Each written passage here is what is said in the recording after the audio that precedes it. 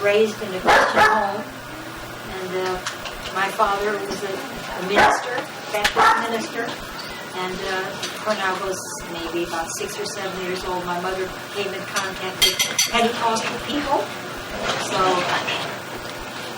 got a little smattering of this and that. I did come to know the Lord when I was quite young, and I specifically remember when I was about 6 years old, my father baptized me, and I still can recall walking over the baptistry, the joy that flooded over. So it was a real experience. Of course, it didn't last. The feeling that I had didn't last. And I had a normal life, and got into my early teenage years. My mother was very strong on the coming of the Lord and the rapture at that time.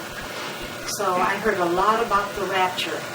And even when I returned from school, I would, not knowing all my mother's movements, I would call for my mother when I got in the door. And if she didn't answer me, or she wasn't at home, I was panicked. I was afraid she'd been raptured, and I knew I wasn't ready to meet the Lord. So I got frightened. Anyway, I lived through that period. So that was chiefly my experience of the Lord was very shallow because we didn't know we had a spirit. There was no recovery in those days. Everything with my mother, of course, was Pentecostal, so I was exposed to that a lot.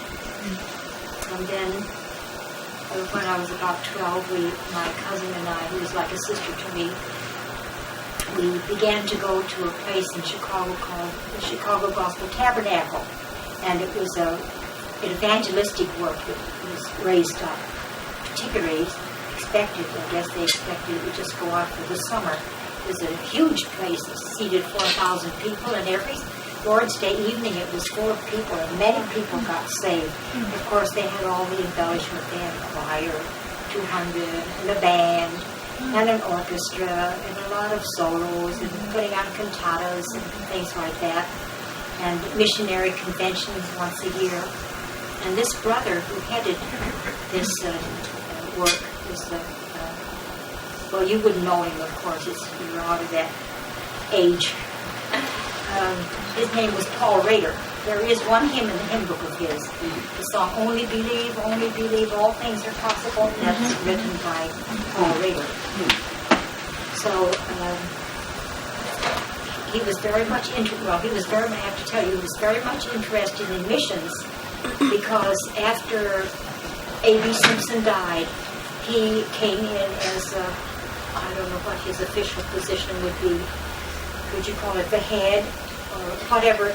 Anyway, he replaced A.B. Simpson. So he had a real experience with the Lord, this brother did. And of course, since the Christian missionary lights had been raised up through A.B. Simpson, they had a great interest in missions. So Mr. Rader just absorbed that and had a very big interest in missions too. So in 1929, he decided to take a trip around the country, around the world, and visit a lot of missions and people that he knew in various missions. And, well, maybe I better go back a bit. Every year at the Tabernacle, they had a big missionary convention, and people would come from different missions around the world and tell us about their work, and raise up a lot of interest in missions.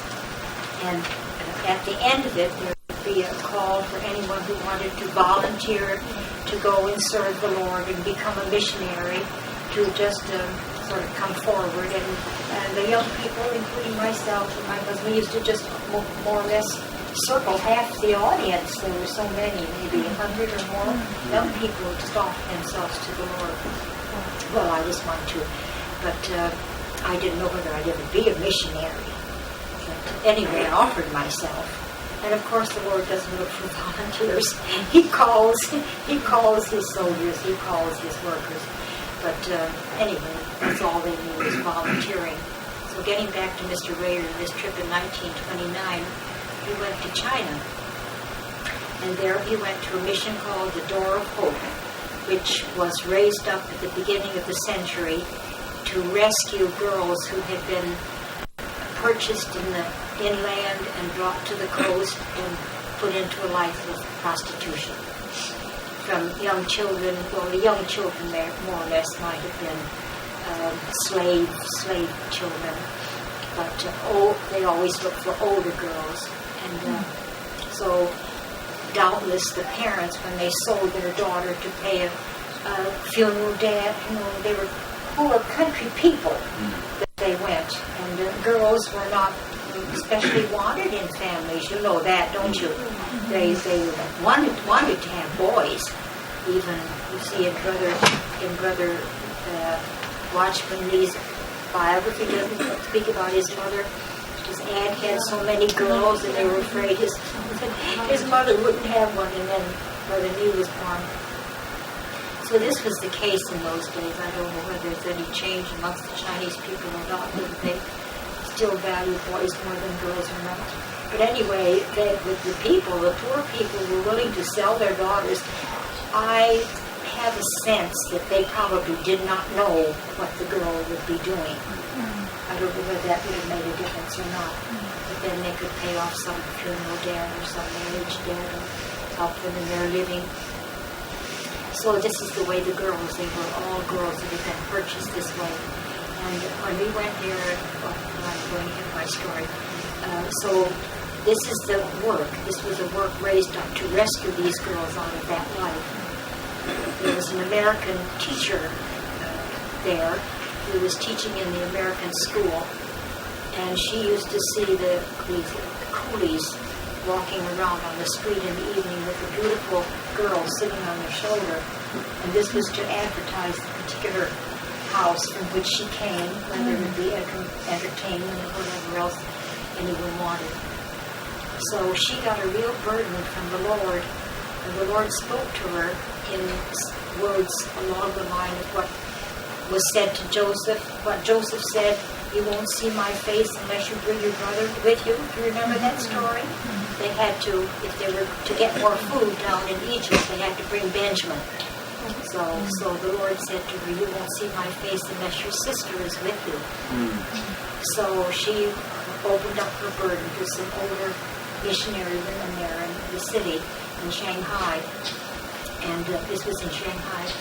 And this mission was formed in 1901 to rescue these girls.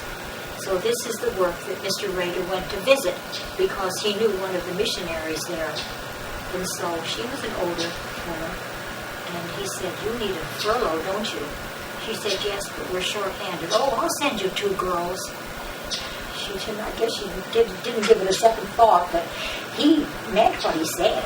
So he sent a cable back to his wife in the tabernacle and said to get ready, get 2 girls ready and send them to the Door of Hope, just like that. But that's very unconventional. If you want to join a mission, they need to know something about you, don't you? If you're qualified, if you're suitable for this kind of work. We had no idea what the Door of Hope was. Well, anyway, this other sister of saved girl. Of course, we don't call her sisters in those days. Amen. Anyway, she had just graduated from A.B. Simpson's Bible School, and she'd come back in the summer. This was in the fall. So she was approached, would she go to China? And then I was the other one approached. Now, the hundreds there that would offer that, well, the Lord had an objective.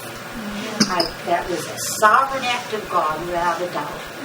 And so I was approached, "Would you pray about it?" Well, I didn't know the Lord that well. Pray about it. It sounded so fantastic to me. And China was the last place in the world I wanted to go to. Because, in those days, you can see Orientals here, any place. But back in the 1920s, you didn't see an Oriental person. If you saw one, you kind of felt like you wanted to run away. You didn't know what would happen. That sort of I think from storybooks too, we got sort of a fear of other people's, of other nationality. Anyway, that's the way I felt. Go to China? No. And my mother had a very close missionary friend from India. So I always thought, well, I'd like to go to India. And so, well, I didn't know where I was going to go or if I'd ever go anyplace. But then this came. Would you pray about it? Well, I just nodded and that was about all. And I said, I didn't want to pray to ascertain the will of the Lord. I didn't know him that well. I didn't know, actually, to me, I didn't know he lived in me. Mm-hmm. But I was saved. Mm-hmm. But, we sang all those gospel songs. We saw people come to the Lord, flocks of them, get saved. But where is he? To me, he was millions of miles away up on the throne, and with not much relevancy to me, my person. Anyway, that was the state I was in. And so how could I pray to find out the will of the Lord? Should I go or should I not go? So maybe I prayed about it once, I'm not sure. Anyway, the next time I was approached, when they'd already sent a cable and given the names, these two girls are coming. And of course they did that was just like that. Don't you call that a sovereign act of God? That surely was a sovereign act of God, considering what happened afterwards. So, of course, to me it was kind of a romantic thing, to go to a foreign land. I got over the thought of not liking the Chinese. Anyway, we were on our way, all fitted out and faded and farewelled, and everything we needed provided for us. And we went by ship, of course, no planes in those days. So we arrived in China, and I'm sure they were really aghast when they saw us. They didn't know anything about us. I don't think they even knew her age or mine. And they didn't know whether we would fit into sexual work or not. And anyway, they were all lined up, all these elderly ladies who formed the committee of the mission, and plus the missionary, all lined up on the quay waiting for us. We got off the boat and we went right down the line. Everybody wanted to kiss. Everyone kissed us. And we weren't used to that either. We were absolute strangers, Well, anyway, that was our entrance into China. And from the beginning, I loved the people. So you see, we get such clear ideas sometimes about people, and I love the people. I thought about they were anything like I thought they were. So I spent 5 years there, learning the language, serving whatever they wanted me to do, that I could do, I would do. And I did have an advantage over the other sister, because she was 8 years older than I, and I was that much younger. So I could pick up the language more easily, and she never did get it very well. And after 3 years, she married a businessman and left the mission. She was a little unsettled anyway, all the time she was in the door.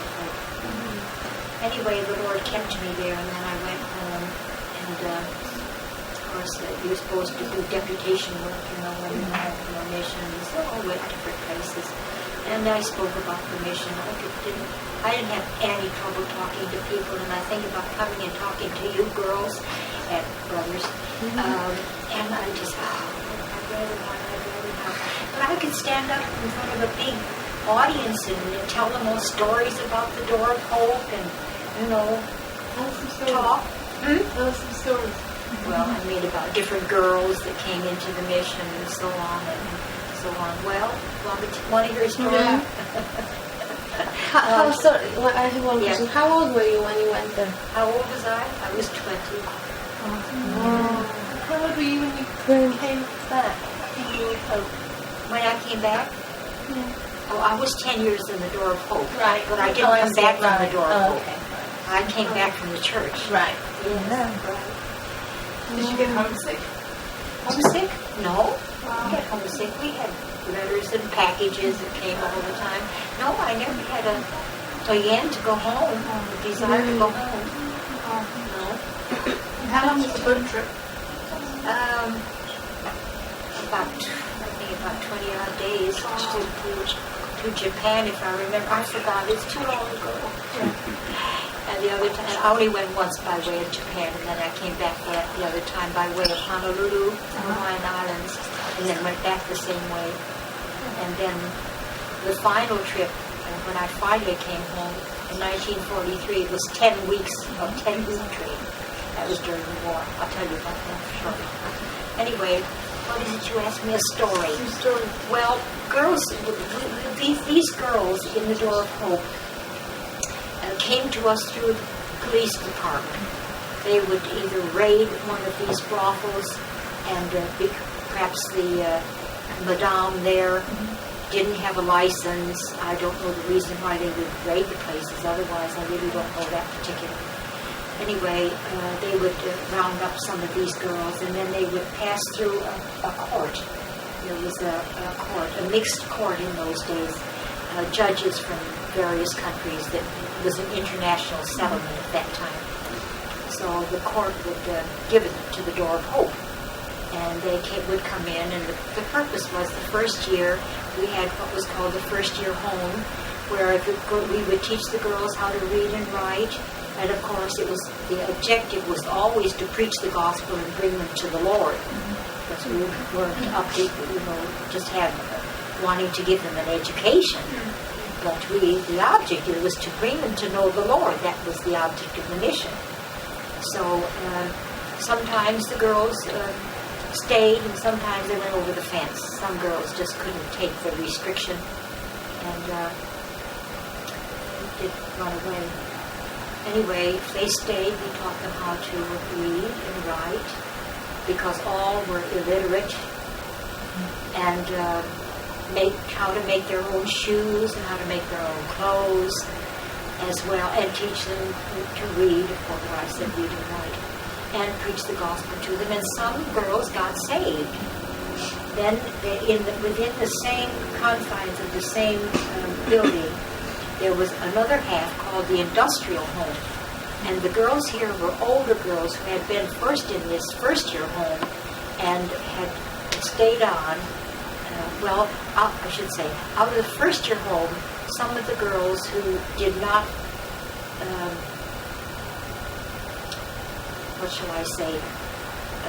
they didn't want to stay. They didn't run away, but they didn't want to stay. So there was what was called a receiving home down in the heart of the city, and there was an older Chinese couple that manned that, and men would come there, Christian men and heathen men, and knowing about the mission, and ask for a wife. Because most of the people that would come were poor and didn't have a big dowry to give for a wife. So the girls from the first year home who were not saved, they might get a heathen husband. But girls from the industrial home, when a Christian man came, a girl would be of a certain one. I suppose the teachers prayed, and of course I had nothing to do with that, would pray about it, and maybe approach the certain girl who'd been there for quite a time, and some person might fit and ask her if she would like to be married. And we had some very happy marriages, and after a year or so, we might come back and visit and bring her little baby, and it was very interesting. So that was the first year home, and in the industrial home, they, of course, had learned to read and write. And they could, some of them, quite a few of them had been baptized. And they did embroidery work, the Chinese embroidery work, made beautiful things. And people coming into the city, knowing about the Door of Hope, would come and order tablecloths, lingerie, very handkerchiefs, anything. They got the materials were all procured from linen, proper linen from England, and silks and things like that. Nightgowns and things like that. The girls would embroider, beautiful embroidery work they did. I still have some. I sent a little set to my sister in 1936, and I still have the pieces I used. It was a dinner set with the mats and the little napkins. And she never used it because she didn't have a formal dining table. I didn't know that. She'd gotten married, so. anyway, I still have those. I'm using this toy. Linen, beautifully cut work in the end, beautiful embroidery. Nice to have them. And let me see. So that's the first year home in the industrial home. And also there were the teachers in the industrial home. Not only helped the girls with the embroidery work, but they also could teach them more about the Lord because they themselves had a certain amount of, a certain depth, to their experience in the Lord. No, that's the mission that I was in. Where of course we had girls would get sick, so we had a hospital, and many girls who came in had TB, and of course most of these girls that we dealt with in the first year home had venereal disease. So we would take care of their bodily needs, injections, and take care of the TB. Some girls were so ill, we had deaths too, and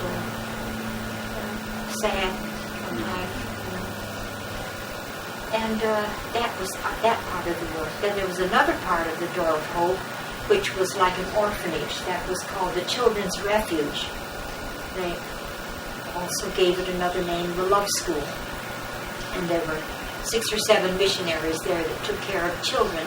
These were the children, if they had reached the age of, say, 12 or 13, they were, there was probably they had been in some way molested, you see, and so they always came to the first year home. But younger children sometimes had been beaten by their mistresses, slave children, burned with cigarettes and opium pipes and things like that, mistreated. And I remember I still have a picture of a little girl. She looked just like a little monkey. And then after a year or two more pictures, how she advanced, smiling little child, rounded out, and hearing the gospel and loving the Lord. So out of that part of the work, of course, the children would be there much longer than in our part of the department. And so they would grow up and get the schooling, sometimes go away to school. And 1 or 2 of them became evangelists and serving the Lord.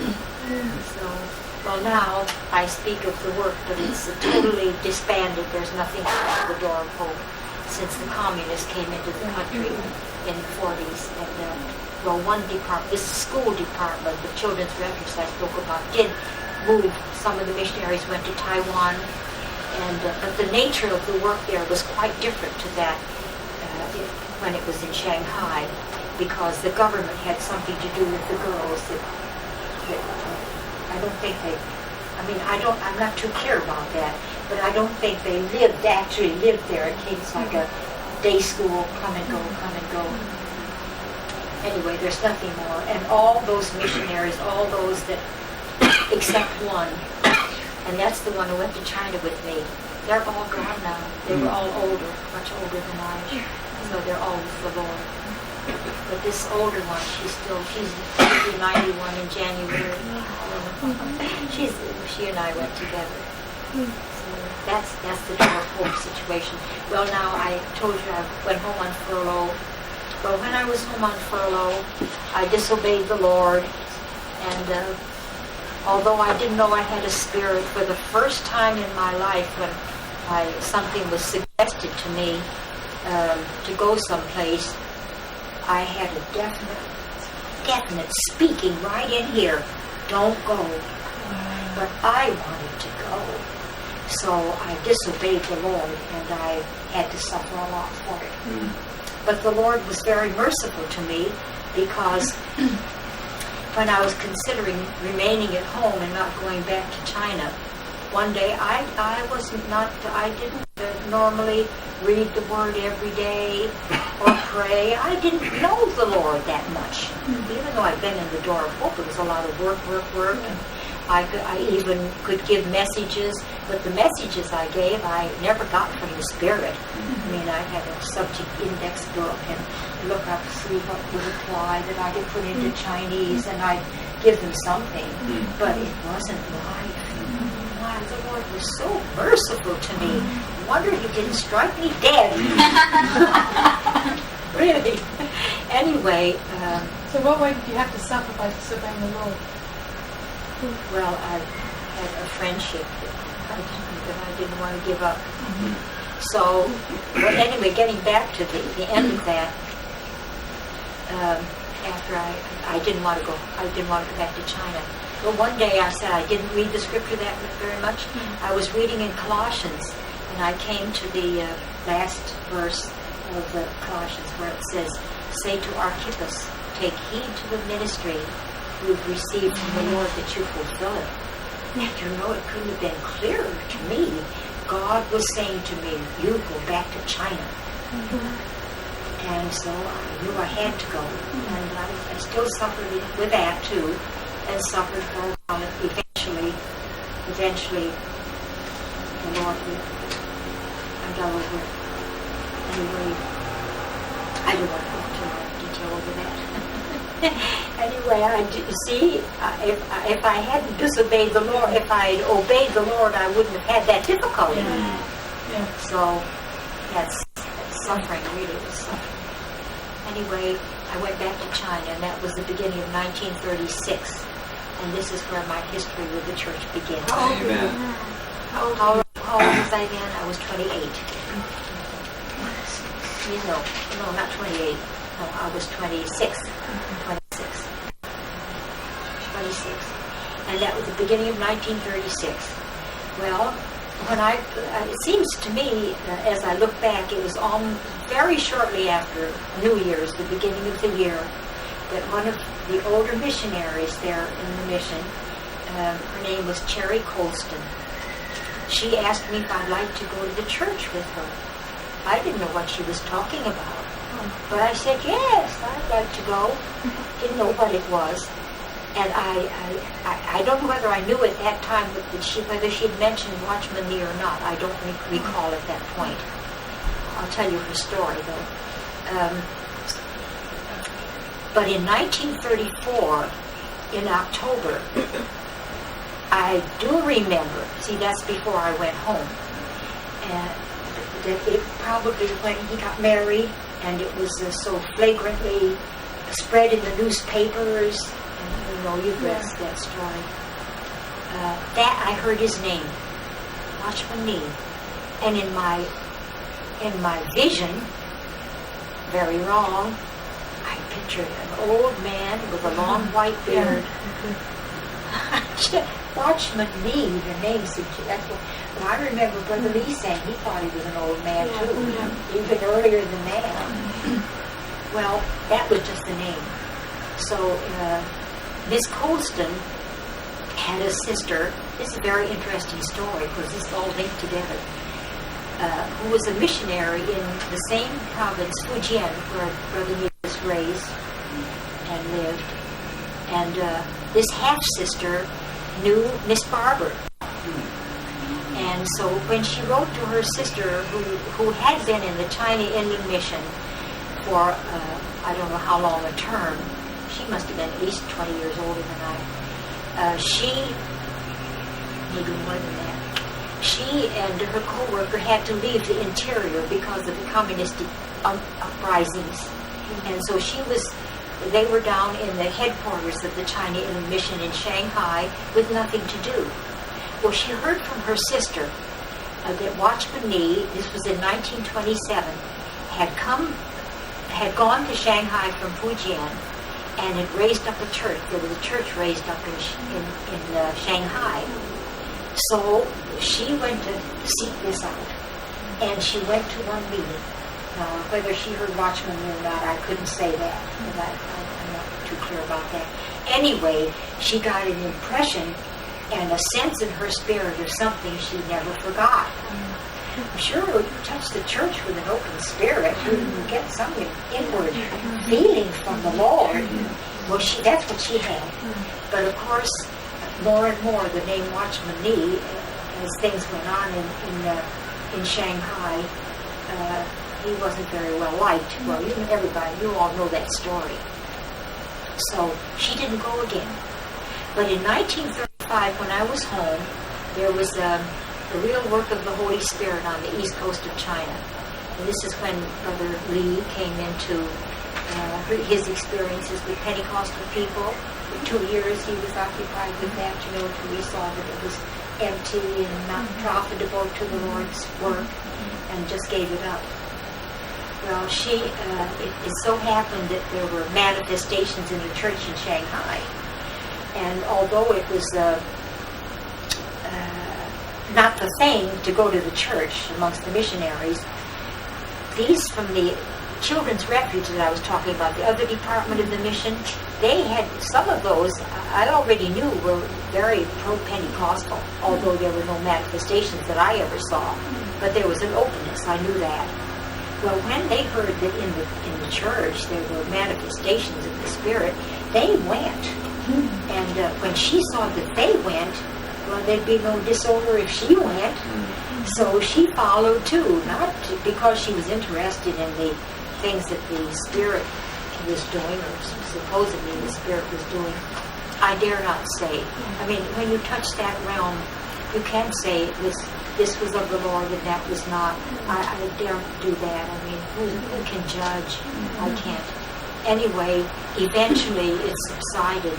But she already had her foot into the church, you see. And the others stopped going when there was nothing more exciting to witness. But she kept on going. So this is why at the beginning of 36, she asked me if I'd like to go to the church with her. Sure, I go. So we went to the breaking of bread. Was Watchman Nee ministering then, or was he out of his ministry? Oh, he was in this ministry. But I beg pardon? Is this, I'm getting confused where the church is. Is this in China? This is the recovery in China.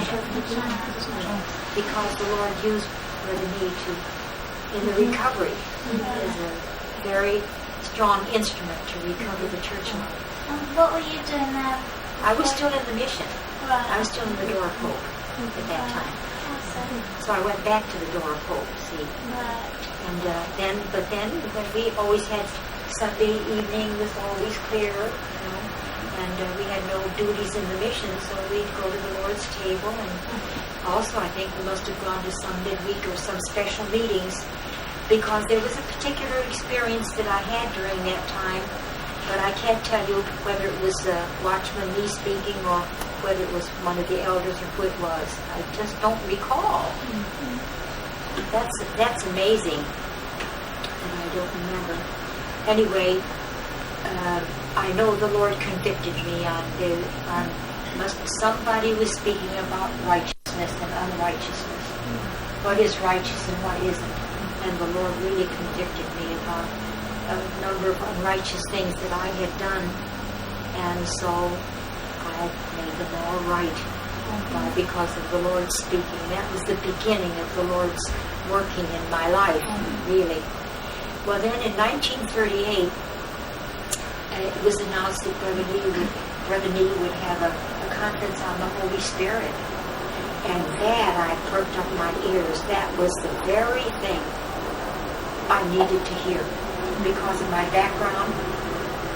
And because even before I went to China, I observed, of course, before I went to China, I was really out of Pentecostal things, although my mother was still in there.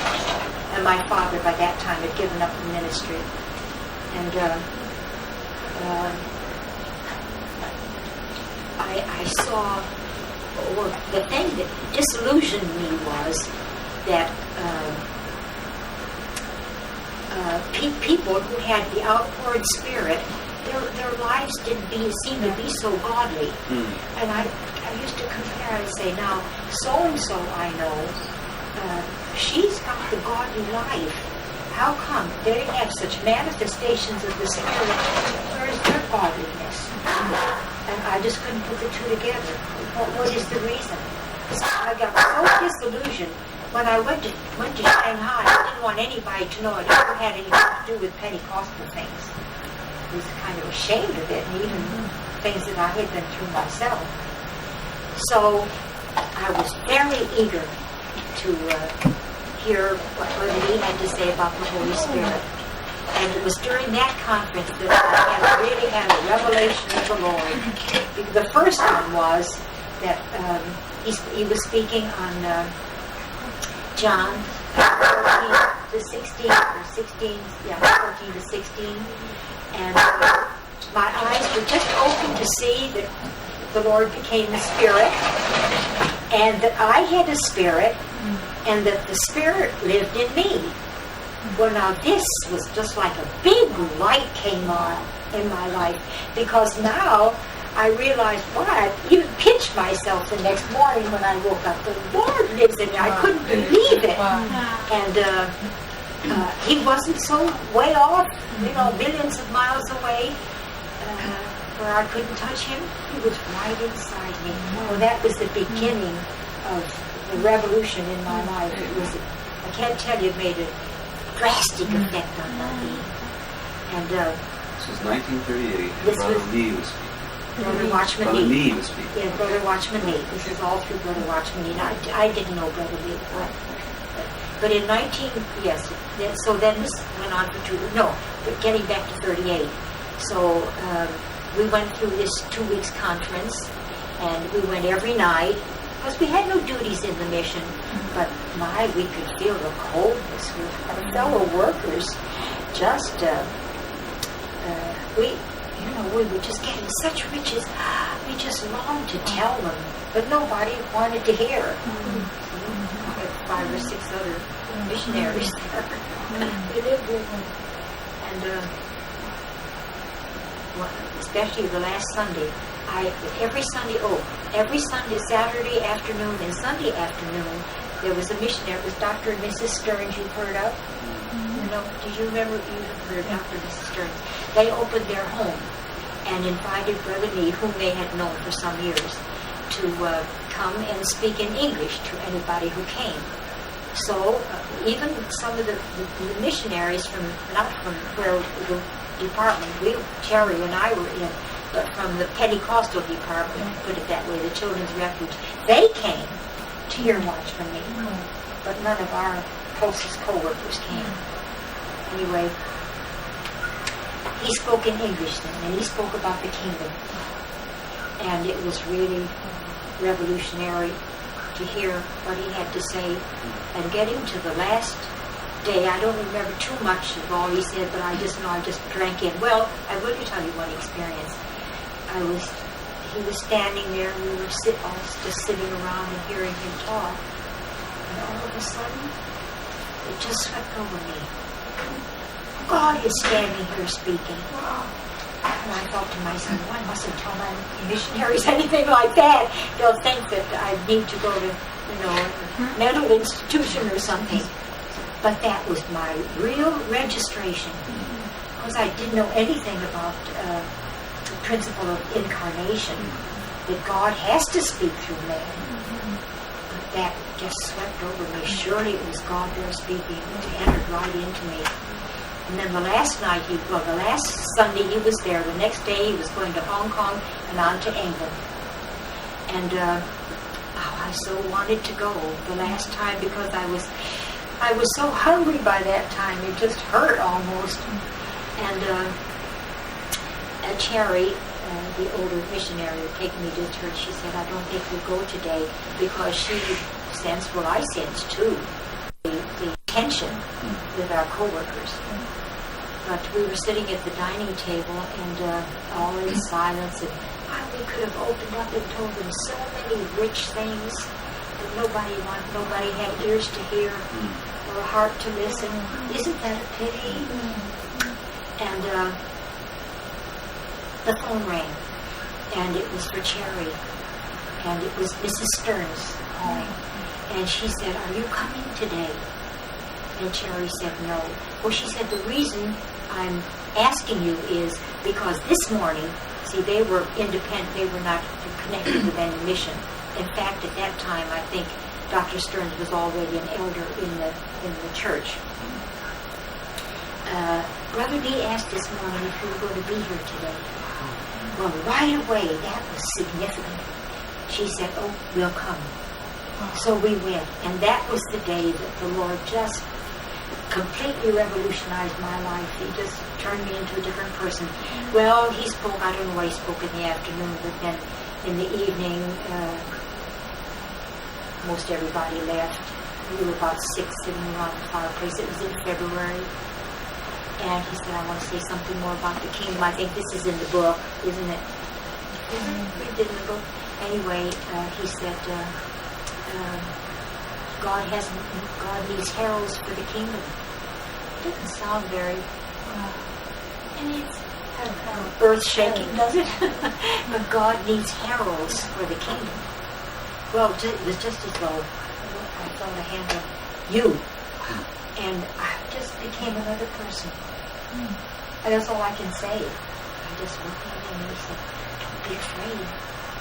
And, well, that's the last time I saw him for that period of time. So we left the next day, and What was he like? Hmm? What was he like? Very approachable. He didn't make you feel like, here I was, I felt like I was just way down here.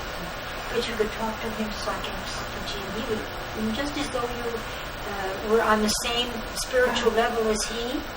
You know, really big men are not proud. And of course, look at all he's gone through. So, I don't know, maybe the Lord even gave it the sense. I don't know that there was somebody that was a big fish that the Lord wanted to catch, or a little fish. Anyway, I don't know what his feelings were. He just wrote a letter to Miss Colston and said we'd been a support to him during that time of the conference, which we didn't know either. I thought I was getting everything. I was really very much taken by his testimony. Seems as though he'd always pick up the threads about the Holy Spirit from the night before and carry on. But he got right off into a personal testimony of how the Lord made him give up the girl he loved. And I was touched to the quick because of my experience when I was home on furlough. I just couldn't believe it. I just wept and wept. And I'd asked a question that afternoon, but as we left, he was just still standing there. We had to go past him. He didn't stand at the door and shake hands like the pastors do. He just was standing there. And he said, I had asked a question in the afternoon. I didn't answer your question. So I had all I could take. So I didn't need to have any questions answered.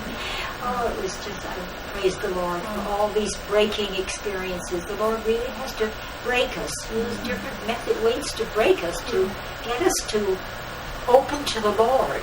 And say, Amen, Lord. These are real experiences. Well, of course, it made a big difference in my life. The Lord began to deal with me from head to foot. My clothes, I was a very flashy dresser, and this and that, and this and that. But I thought if the Lord, if Cherry hadn't been there, I'd have put myself into black from head to foot. You know, so I would have gone to extremes. She balanced me.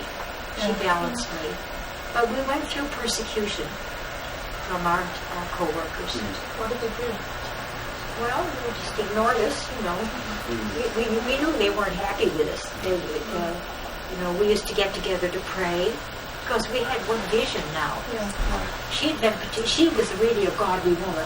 She didn't need all the dealings that I needed. And being so much older, she'd been through it all. She loved the Lord very much. But I was the one that needed, and I needed her as my sister, and I would just pour out my heart to her. And so we'd get together to pray, and we were criticized for that. Then there was another. These people are all dead, so I can talk.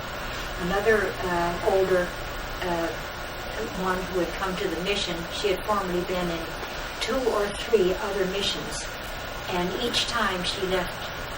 Well, at least 2 before. She left with broken fellowship because she had a very jealous nature.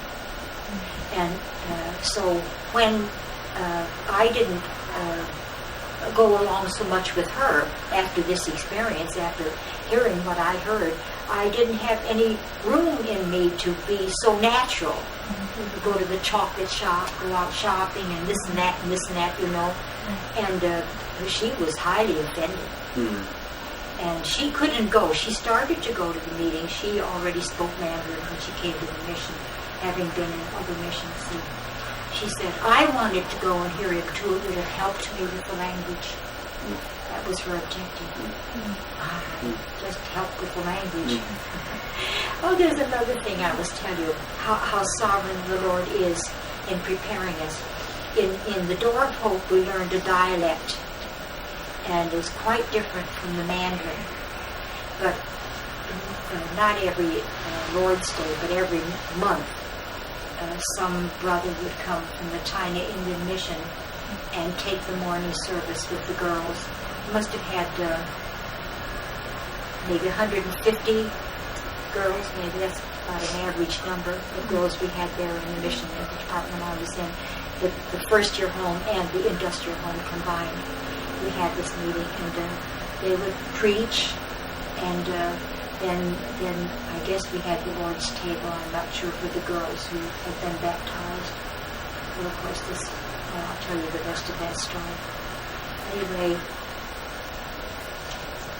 because they spoke in Mandarin and they were preaching the gospel, speaking the gospel, I picked up the Mandarin. I picked up the Mandarin so that when I went to the church, I could understand, although I hadn't learned Mandarin, I could understand what Brother Nee was talking about when he spoke in Mandarin. Of course, when he spoke to the missionaries, he spoke in English. His English was excellent. But this way, otherwise, when he preached, when he spoke in the meetings and the conference and so on, if I hadn't picked up the Mandarin in spiritual things, I wouldn't have been able to understand what he was talking about. So the Lord was very sovereign in that too, wasn't he? Well, where am I? Being persecuted. Being persecuted in the mission. Oh yes. Well, this girl, she was much older than I too. But we'd been away on vacations together. We'd gone places, out shopping and this and that and this and that. She was so offended with me, and I cried and cried before the Lord. I said, I don't know what to do. I'd go and apologize to her. But when it came into the living room and I sat down beside her, she'd moved to the other side of the room. And it so happened that both our rooms faced on one hall. And if we both exited, she came out of her door and I came out of mine at the same time to go to a dinner or whatever. She'd turn around and shut the door and go back in her room. And so this is the kind of treatment I got. What did I do? I just was following the Lord. But that was my first taste of real what it means to be persecuted for righteousness. And then, of course, the criticism we got for sharing and praying together. I don't understand why, because they're Christians. They should be happy that you pray together. No. The enemy always fights. I think he has a reason for putting us to the test, Nikki. I guess I needed to go through that. Suffer a little bit for Christ's sake. Well, and that was 1938. So after that, my life was quite different. Now I was in touch with the Lord somehow. And I really was so hungry for the Lord. It was just almost inward pain. Oh, I felt, look at all my wasted years. By this time, it was 1938, so I was 28 years old. All these years I'd wasted when I could have known the Lord. I could have known the Word. So I got up at 4 o'clock every morning just to seek the Lord and read the Word. I always kept my Bible open. And he talked to me. And I felt when it came time to take chapel with the girls, instead of looking at a subject index book and trying to find something that I could use, I went to the Spirit. What do you want me to say? It was a whole new life that opened up to me in the Lord. It was a real experience. Praise the Lord. Well, let me see, what's the next thing? Brother Nee had a conference with his co-workers, and this was must have been, maybe, I don't know, it was in 37 or 38, but the book came out in Chinese. It's what is now called the Normal Christian Church Life. And so I got the book and read it in Chinese. And when I came to that chapter on living by faith, about faith, the Lord spoke to me about trusting me to supply your needs. Well, of course, I got a little sum of money from the mission every month to pay for our board and whatever necessities we had. And trust the Lord. How can I trust the Lord? I've never trusted the Lord for a penny. The Lord let me go. I said, I can't, Lord. Let me go. Well, then, Brother Nee, when he was in England, this book was translated into English. Came out under another title. And I got the book in English. This must have been sometime in 1939. And when I got to that chapter on faith, the Lord spoke to me again. He said, now you take this way or you're finished. It's really an ultimatum. And I realized that if I didn't launch out and trust the Lord for my provision, that I might as well go home. I don't know what else. I thought, the Lord had no more use for me. So eventually, by faith, I said yes, by faith. Oh, Lord Jesus, it was really one of the big steps in my life. And I realized, as I look back over Brother Nee's testimonies and Watchman Nee's testimonies, of course, I'd heard about living by faith even when I was a child. Because, see, my father was a minister. We were all having people staying with us, missionaries and so on. But the Pentecostal people, it always seemed to me that they would come in with an open hand and say, I'm living by faith. And it always seemed to me as though it was kind of an intimation to wherever you were, that if you've got a little extra, I'm living by faith. So when I made this, when the Lord asked me to do this, told me to do this, issued the ultimatum, I said, Lord, how am I going to carry this out? Because nobody should know. I don't want anybody to know I've taken this step. My parents will not know. Nobody will know. Well, I tell you, I did tell one person, and that was Cherry. Cherry was in England at that time. I think it's before she had gone to Australia. Anyway, I kept up, of course. I told her everything. She was just, I was just one with her. She was one with me. And I told her, but I told her the way the Lord had dealt with me. And she never gave me a cent. So from that day, before nor after, she never gave me a thing. But otherwise, nobody ever knew. And I said, Lord, but how am I going to cover this? Because I get this salary from the mission every month. Well, the Lord took care of that too. Because I didn't realize it at the time. I was assisting the treasurer of the mission. That was one of my things I had to do in the mission. So I did all the banking, and I did all the withdrawing of monies, and assisted the treasurer. So the Lord just said to me, now you can go ahead and take the remittance for 6 months, and you put it away in a drawer, and you lock it up. It isn't for you to fall back on if you have need. Amen, Lord. And then you take it back, you take it to the treasurer and tell her what you've done. And how the Lord has led you. Well, that's what I did. And how my needs were met, I can't tell you. It just seemed, I can't tell you. Now that I look back, I just know that every month I had everything that I needed. Of course, the Chinese money and the American money is quite different. It's not as bad as rubles today with the American money, but it was quite a good exchange. So I guess I think maybe once in a while my sister would put $1 in her letter or something. Anyway, $1 went a long way. You could, when we first went, you could pick out your material and have a dress made. This kind of collar, this kind of sleeve, this length, this kind of waist, this kind of skirt. Even change of pattern, such as they had. Picture. and you could get a whole dress made for $1. In our American money, so it's quite a good exchange. Well, Were you going to the church at the time? beg pardon? Were you going every Lord's Day to the church meetings? Yes.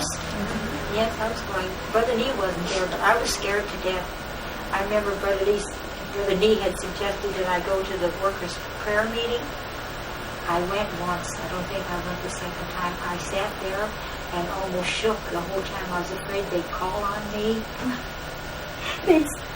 They'd expect something of me, but nobody paid any attention to me, really. But I was so afraid. I knew I couldn't meet the standard. I was just like a newborn babe, not able to do very much. But still the Lord kept on working. Well, getting back to the story of the finance. So after 6 months, I took out the money and I took it not to the treasurer, I took it to the chair lady. We had these 4 or 5 elderly sisters, all gray heads. And they all had their husband was a secretary of the China New Mission or something like that, This one lady, who was the chair lady, had a missionary home where missionaries could stay there, going in and out of China if they had business to take care of in the city before they got their ship. So, well, they were very godly women. They were very godly. They didn't know the church. They were godly women. So I told her, I said, when I'm telling you, Miss Sterling, would you please not tell anybody? Because I don't want anybody to know the step I've taken. I had to tell her because here I had 6 months' salary to return to the treasurer. So I had to tell her how the Lord had led me. And then she told me some stories how the Lord had met her needs in hard places and so on. She had some experience.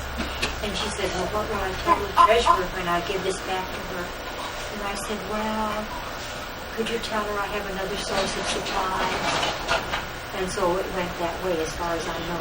But you see, it was so covered, none of my co-workers or any of the missionaries knew, only these 2, that I was not getting a salary anymore from the mission. And because I did the banking and I dispersed all the funds, if I didn't give myself an envelope, nobody would know. So isn't this marvelous? The timing of the Lord, you see, in all His dealings with us, is just so precious. This is how we learn to know Him, too. This was very precious. Well, then, the beginning of 1940, well, there was an Australian, a little younger woman, still older than I, but she had been home on furlough when I went through this experience in 1938. She was at home. But she came back, and when she returned to the mission, I asked her if she'd like to go to the church with me. Sure, she would. So she went, and her eyes got open. She was wide open to the Lord, and so we kept going together. Well, it came up one day, I don't know, I was not present, but she was with the senior missionary. And I think at this time, the most senior missionary, who'd been the longest in the mission, she died of a heart attack while Violet, this girl, was in Australia. But I was there. And so the Lord took her just like that. And so then the second senior missionary was the one that Violet was talking, this Australian girl was talking to. And she pointed out, I don't know whether they were talking about baptizing girls. Probably it was about baptizing girls. Well, she pointed out that we were not the church. We were just a mission. We should not be baptizing girls or having the Lord's table. She was very bold.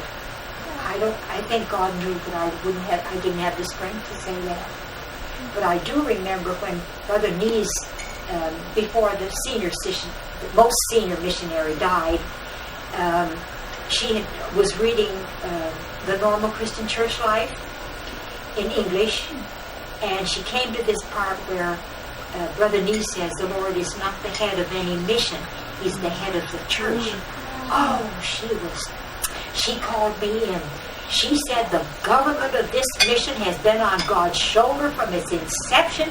She was so perturbed, so upset. by that. But of course, this matter of baptizing girls and having the Lord's table, because we were a mission and not the church, had not come up. Though when this came up, that caused a fear. And so she and I, her name was Violet, she and I were called on the carton, and we were flooded by all these gray-haired, white-haired ladies sitting around, and here we were before the judges. Oh, it was that experience. But the Lord sustained us, because inwardly we knew that we were on the right way. You know, we weren't. I was surprised at her boldness to speak it, but it had to come to a head. So they just laid us out, played us, you know, insurrection, Miriam and Aaron against Moses, and so on. Well, after that, we went and had a little talk with Brother Nee. And because we felt that after that came to a head, our position there was untenable. So we had a little talk with him, and it was about April, I think. And he agreed probably it was the time for us to say goodbye to the dog and come into the church life. Well, at this time, Miss Colston and Miss Fischbacher, you've heard of her? Miss Fischbacher? Yeah. Miss Fischbacher, and another co-worker, and Miss Colston, 4 of them. They'd all, two of them, Miss Colston and Miss Deck were both Australians. Miss Fischbacher was English and Scotch. Well, they'd all come back from their furlough, and they were living together in another part of the city, in the French concession. But I was always free every Wednesday. Wow, after they came back to Shanghai every Wednesday, I flew there. I couldn't wait to get there to have the fellowship, you know. And then I went to as many meetings as I could go to in the church, where we spoke to Brother Nee, and he said he felt that it was probably the Lord's time for us to sever our connection with the door of hope and come into the church. So we lived with these 4 sisters, and we were 4 grew to 6. So we were all together, except Violet, after at some time under special circumstances she left us. But then we were just the 5. And let me see, what's the next thing to tell you? Well, the church life was wonderful. And how many? How many in the church life? I can say probably. I couldn't say numbers. Maybe 350, maybe. Of course, the place would be packed out when he had special conferences. Regular meetings, he used to minister on the Lord's Day and Friday night to the young people. Wow, different times we could go to all the meetings then. Before I couldn't go to all the meetings, but then we could go to all the meetings. What sort of place was it? What sort of meeting hall was it? What kind of a hall was it? Well, it was down an alley, and it was just a big. It's hard to describe because you hadn't been to China. It wasn't a built up. It was a rented, probably. I don't know where they owned it.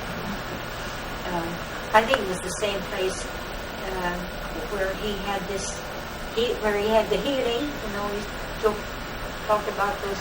Remember his testimony? The stairs. He said he never saw such a long stairway. And I remember that stairway.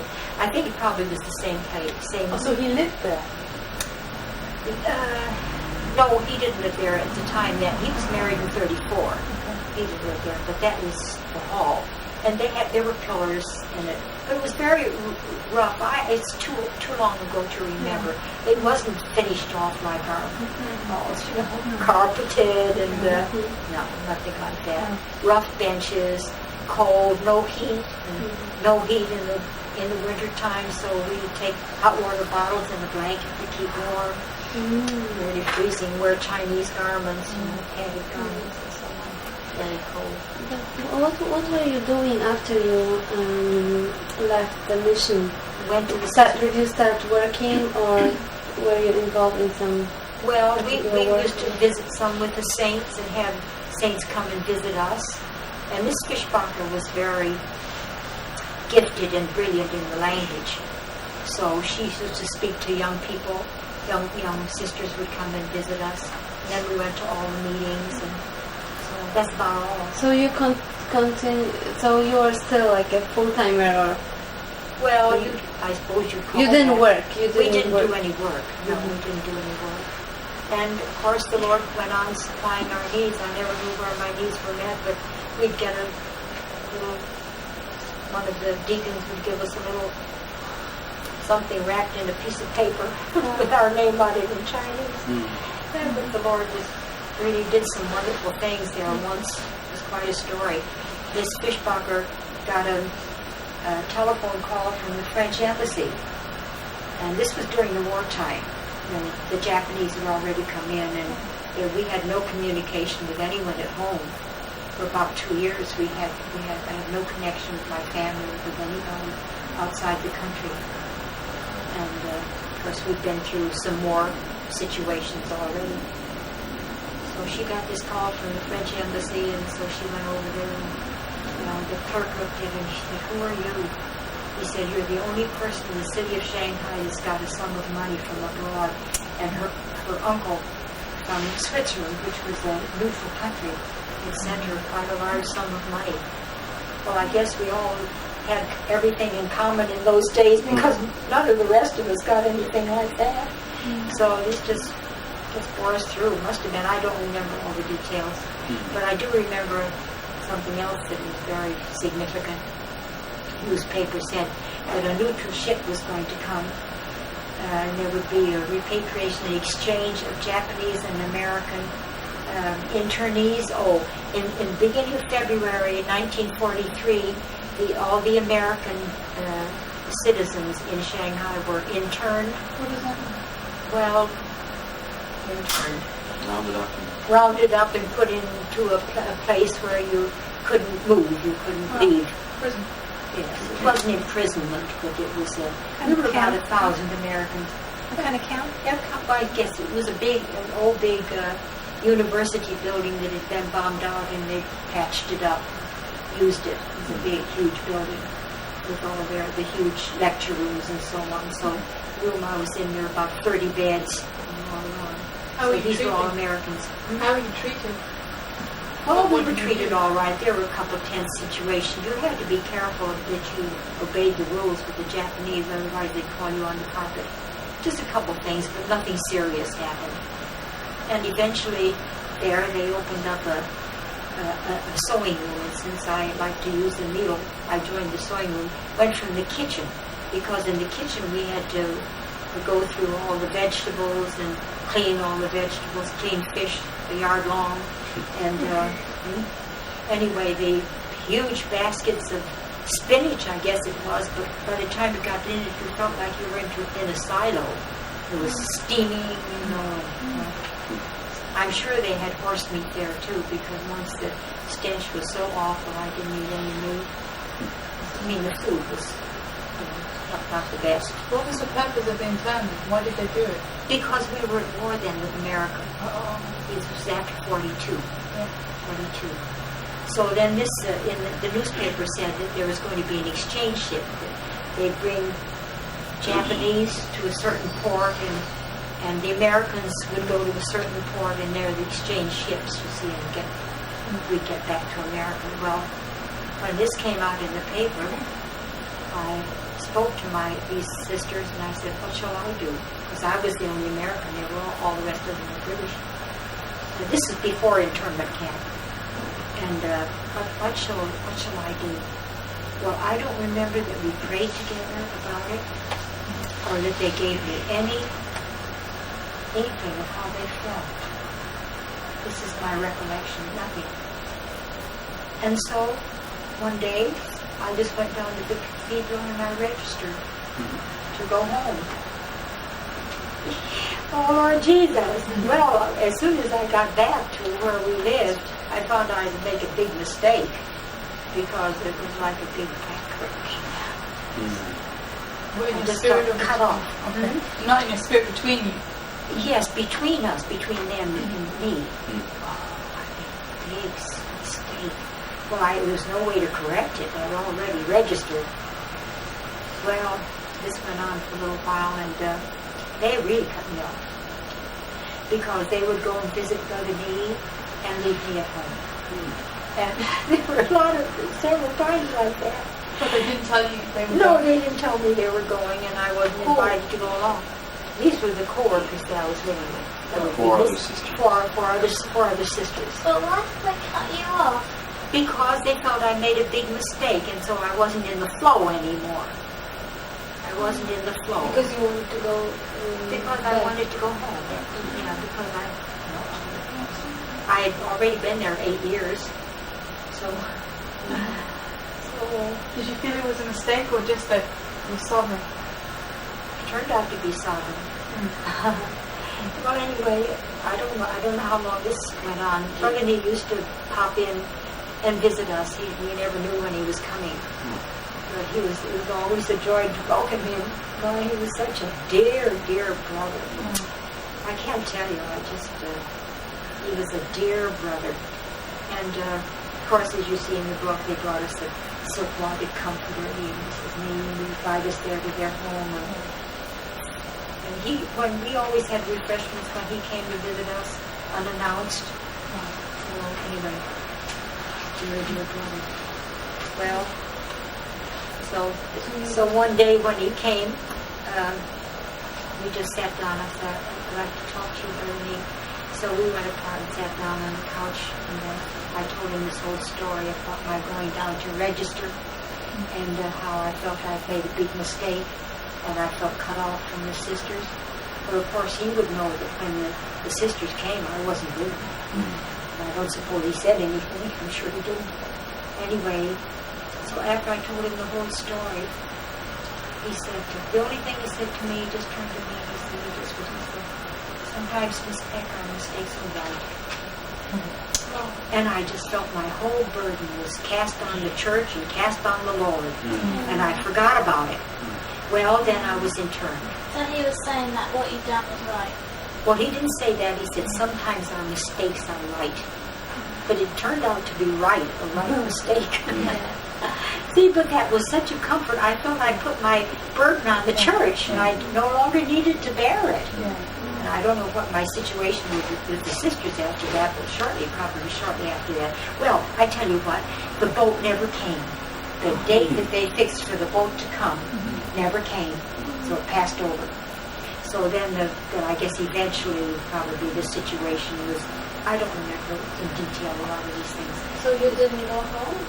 No, because the ship didn't come.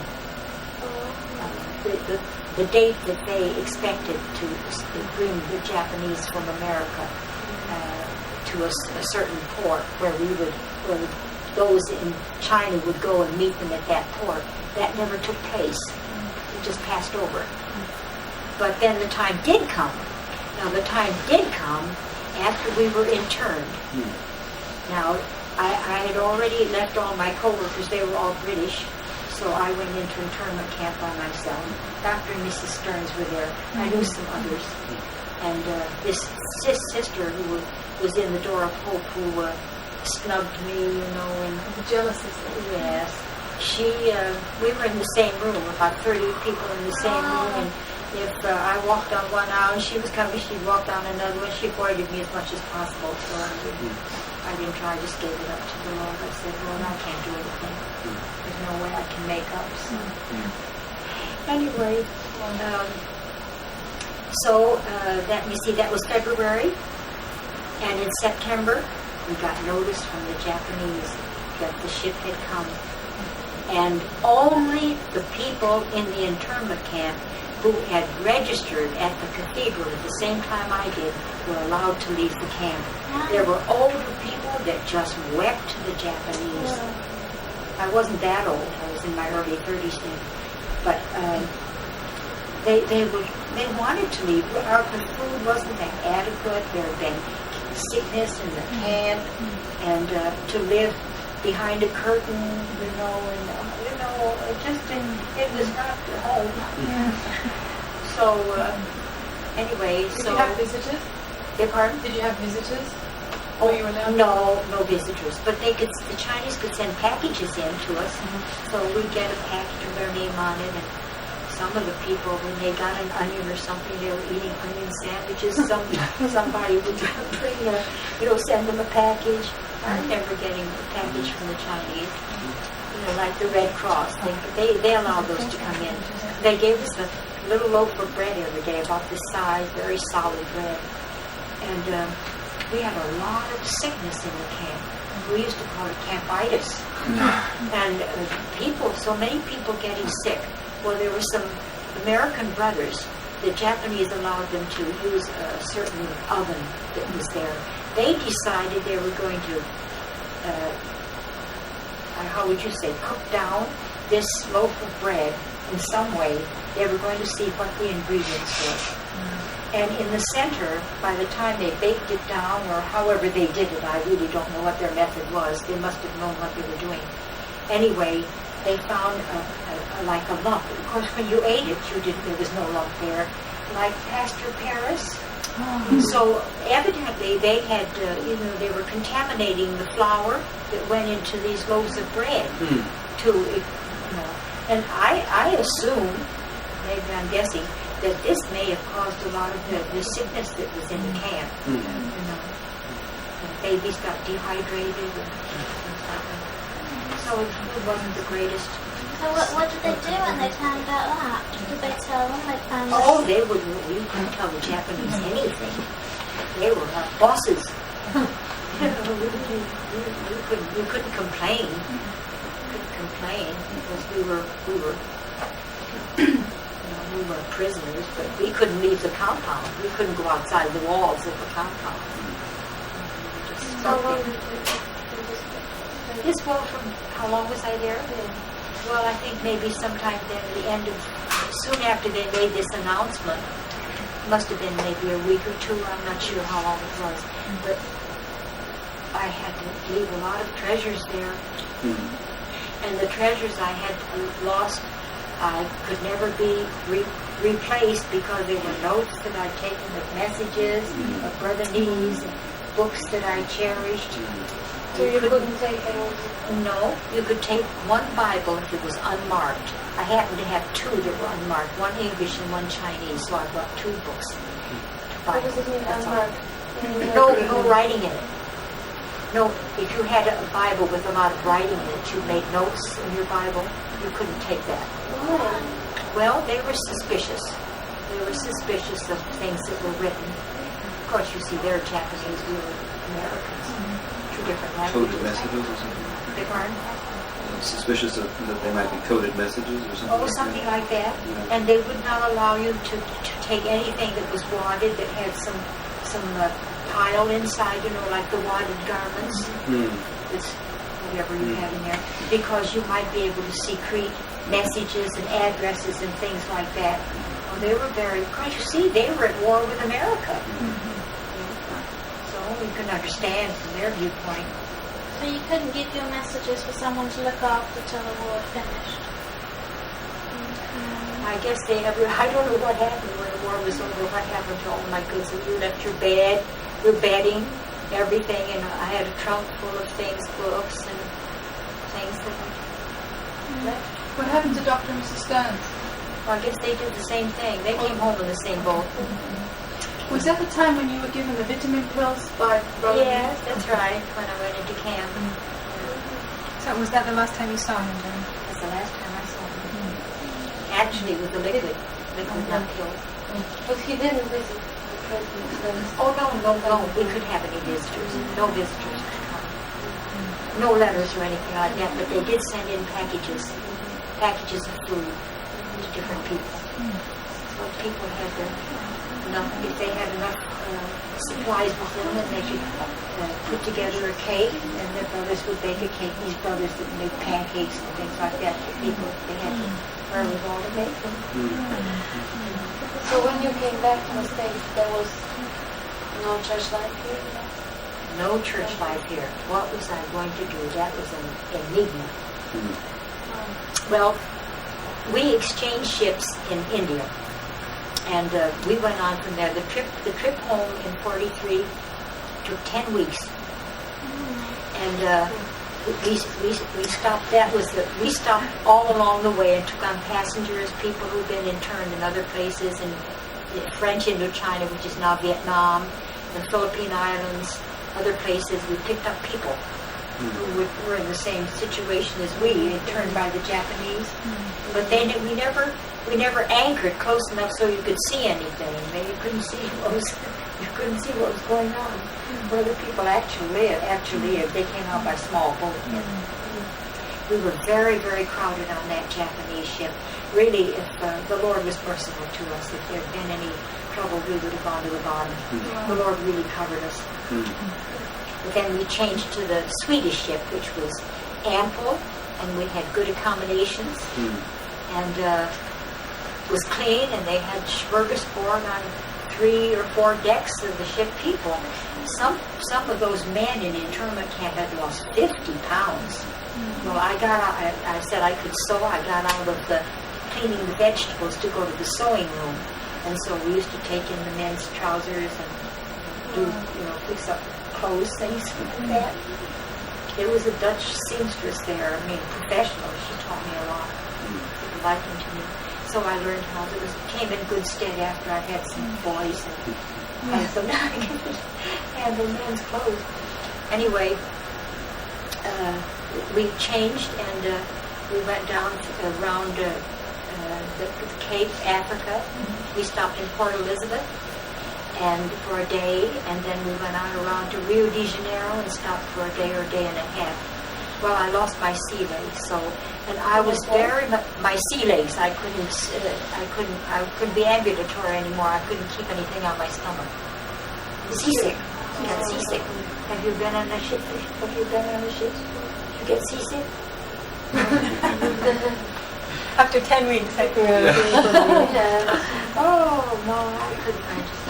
It just felt like something grabbing you in here. It was awful. But anyway, the Lord was sovereign in that too, because I was very much no church. You see, coming home, where would I go? Here was my mother living with my sister and brother-in-law in Jersey City.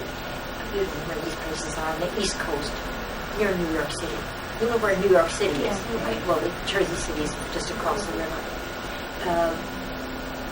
And all in the Assemblies of God, Pentecostal. What would I do? Oh, Lord, what shall I do? Go home and say, and just ostracize myself? I go nowhere to worship with the Lord. There was no church. And so I was seasick. 3 days or so, I couldn't eat anything. I just laid up in my bunk. I could eat if I was lying down, so I didn't starve. Anyway, I was reading in the Word and calling out the Lord. I said, Lord, what will I do? What would you do? What will I do? I don't know what to do. Please show me how I'm going to meet this situation. I was reading. All of a sudden I realized I was reading through one gospel, I don't know which one it was. Jesus went to the synagogue. And I go on reading. Jesus went to the synagogue. After the 3rd or 4th time, I saw Jesus went to the synagogue. And I realized it was the Spirit speaking to me. And I said, oh, Lord. I say, you're telling me something. He went to the synagogue. They were supposed to be worshiping God there, weren't they? Yeah. But they didn't recognize Him as God. And he could go to the synagogue. He could even get up and read scripture. He could go to his... I said, Lord, you're telling me I can go to the assemblies of God. And I lost all my troubling. And it was all gone. So when I got home, I just molded in with them. And went, that was... Brother Lee didn't come. Well, Brother Lee did come around 58. But before that, there was a little handful of saints in New York who met together to begin with. Who was that? In New York City. Who? I don't think you know any of them. Dr. and Mrs. Stearns were amongst them. And of course, I was too. Who was there? Yes, the Goulers were there. I think Jean speaks about it sometimes. Someone Kong? Stephen Kong was he there? Not at that point. Not the point I'm referring to. Later on, he came, and then we built a place out in farther out the outskirts of New York City, and then Stephen Kong came. So originally you went with your family? Yes, I went with my family up until then. Up until 1948, I was with my family in the Assemblies of God. How many years ago? Well, that was from 43 to 48, 4.5 years. And what did they think of your experiences with Watchman Nee in China? What did they? I didn't tell them. Oh, okay. I didn't mention the church. I didn't mention the church. I went along with them. I wouldn't try to speak in tongues. Of course, if you try to do something, that's not the Lord anyway. But they did speak in tongues. But I was already over that.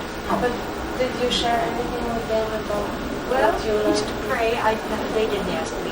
I only shared with my brother-in-law.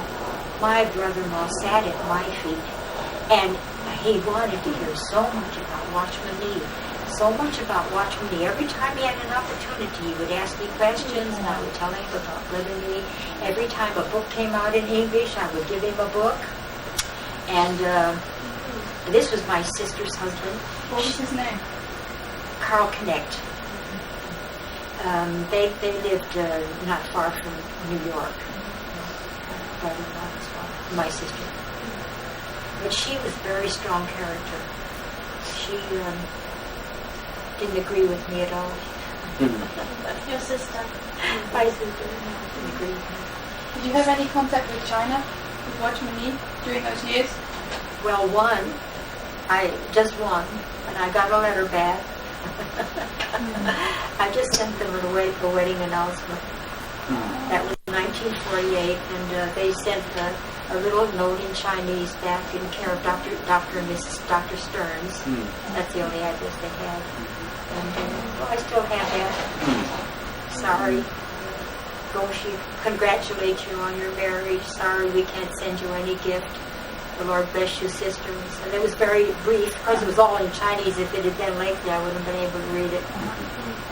And then it was signed by both of them. Their chaplain. I still have that. That's the only connection I had with them. Of course, you couldn't write letters back and forth at that time. The communists, you see, were already coming into the country. Because it was shortly after 48, 52 that And he they was... checked all the letters, didn't they? They checked They did check the letters. Maybe so, but I never wrote. Seems to me I sent a sum of money. I heard you could send money. Seems to me, as I recall, I sent some money once, but I never heard of it. It seems to me. I mean, I can't be sure about that. I remember something about that. Of course, I did. They couldn't write. They couldn't have any touch with Westerners. You see, this is what even they picked up Brother Lee about contacts with Western people. Can you remember much about the meeting life in Shanghai? The meeting life? Yes, Well, I mean, are they, the matter of calling on the Lord and prayer reading wasn't... Oh, no. There was no. It would be more like just an ordinary meeting. You have the Lord's table. Anyone was free to pray and worship the Lord. I don't know about calling songs. I don't remember that. And the prayer meeting's the same. We could pray if the Lord anointed us to pray. Anyone in the audience. But the prayer meetings were not large meetings. And there were two languages, some in Shanghai dialect, some in Mandarin.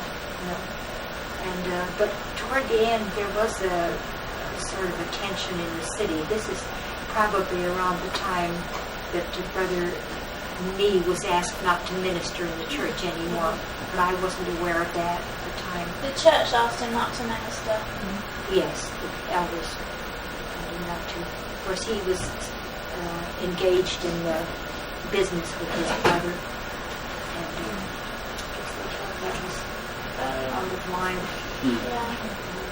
Anyway, I didn't realize it for a long time, and none of the senior missionaries, we never mentioned it. And I never asked questions. So I finally realized that they had been asked. But I just thought because the Japanese were in control there, that maybe they would be suspicious because finally the elders asked us not to go to the meetings. So otherwise we would have kept on going to the meetings. Whoever spoke, we would go. Was that the play the elders? piano? What? Was that when Watchman Nee asked you not to go? Was that No, not Watchman Nee, the elders. Was that when he was still in ministry? Yes, I guess so. But if he didn't minister after we didn't go, I don't know.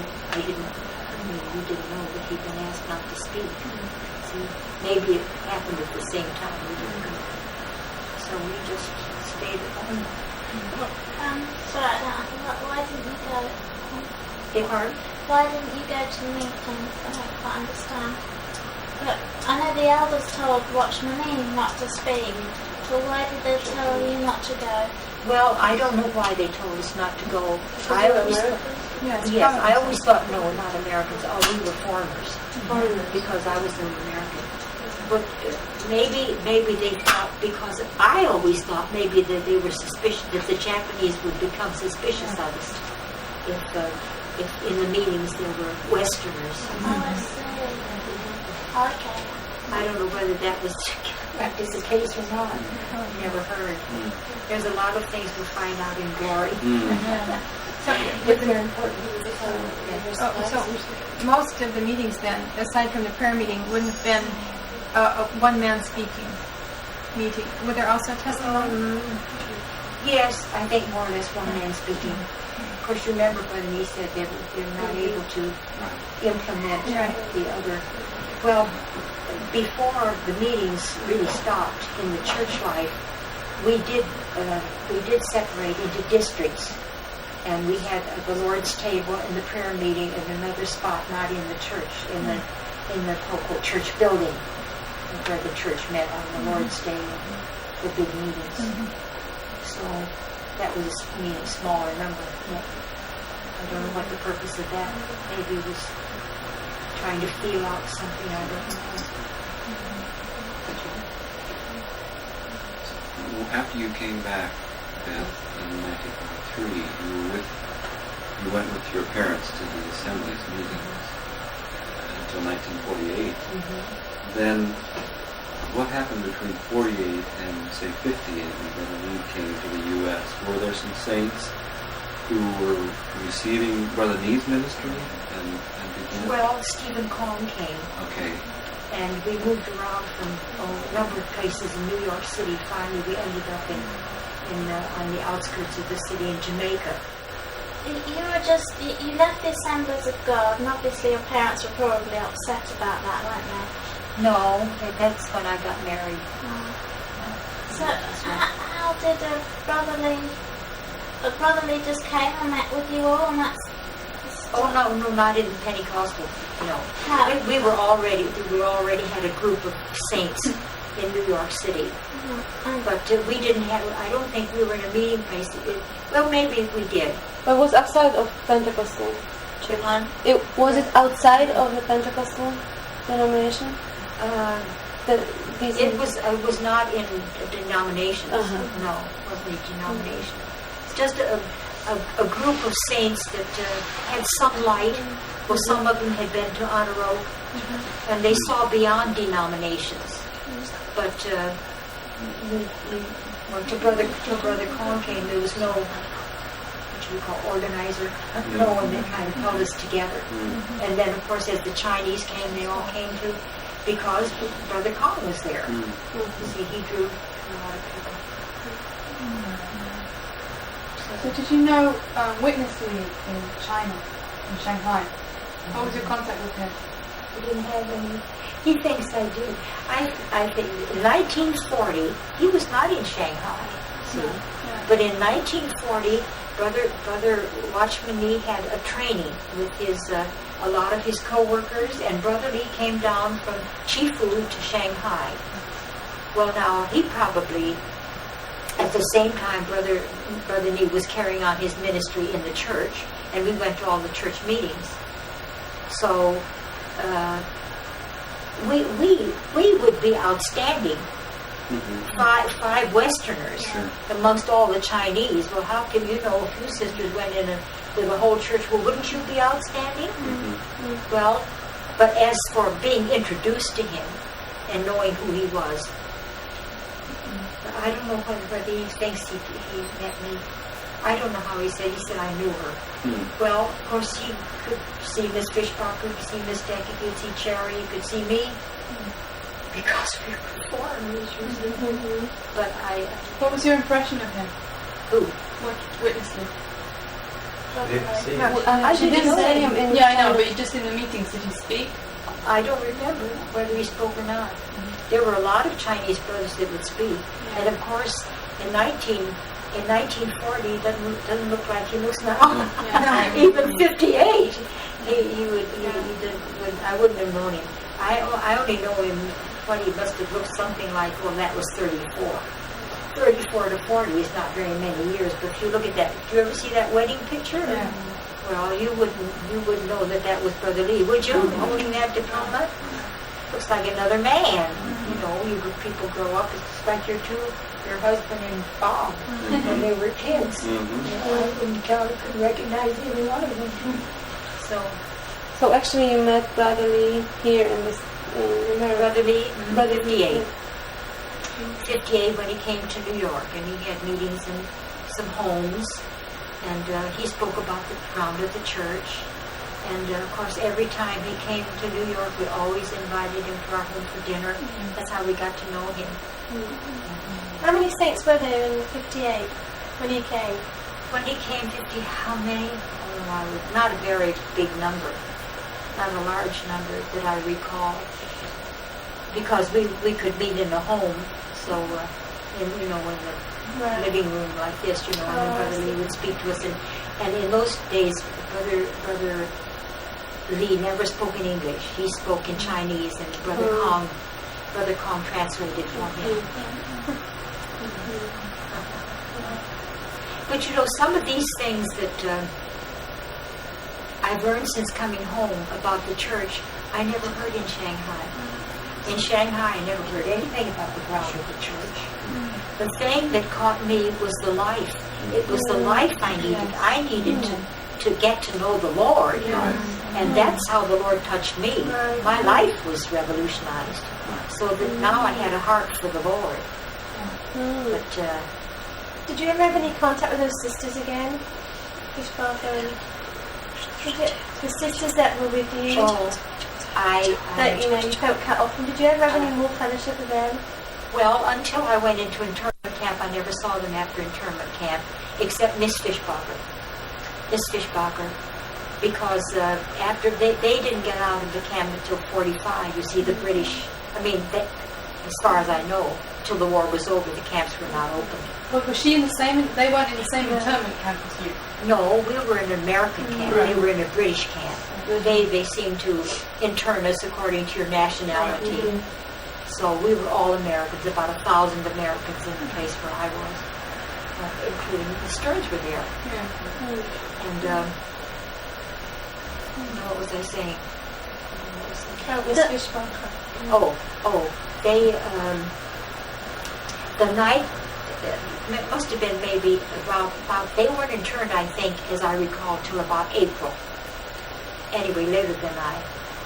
And the night before they were to go into internment camp, they went to say goodbye to the Nees.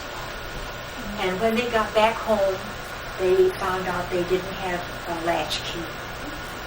And they couldn't get in the house. So Miss Deck was a little bit younger than Miss Fishbacher and maybe younger than Miss Colston. Cherry is the one who took me to the church, Cherry. She said, I'll go around in the back. And there was a shed there that was almost leveled where we kept coal and things in the back little place behind the house. And near the dining room window. And she said, I'll go around the back. And she was quite agile for her age. She was over 60. she said, I'll see if I can get in the dining room window. Well, she didn't make it. She fell and broke her neck. And so she died instantly. And the Japanese would not allow them to wait one day. They had to just turn everything over to the Chinese, and they buried her, took care of everything. I guess they found out after they got out of the internment camp where she was buried, but they weren't able. They had to go right into camp the next day. So just two of them went into camp. And then Cherry died then.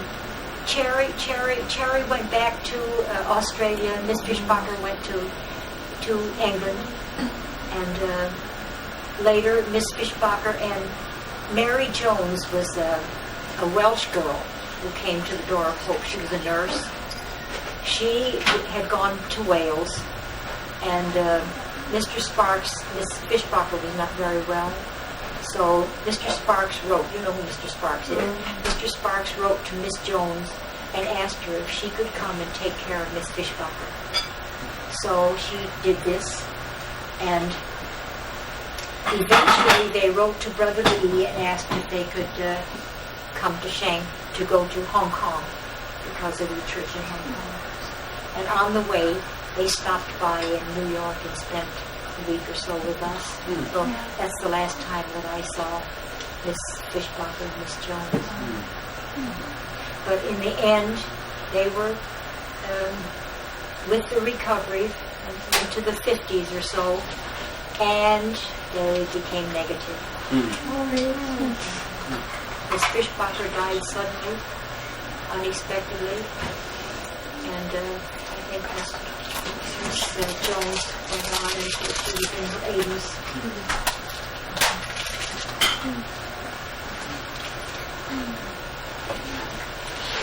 Is that enough? Could you tell us something about how you met your husband? That was Dad. Was that in church? I was single sisters. Have we got more time? That's a real story. Yes, that's an amazing story. That's the sovereignty of God, too. But I don't mind telling you this whole story.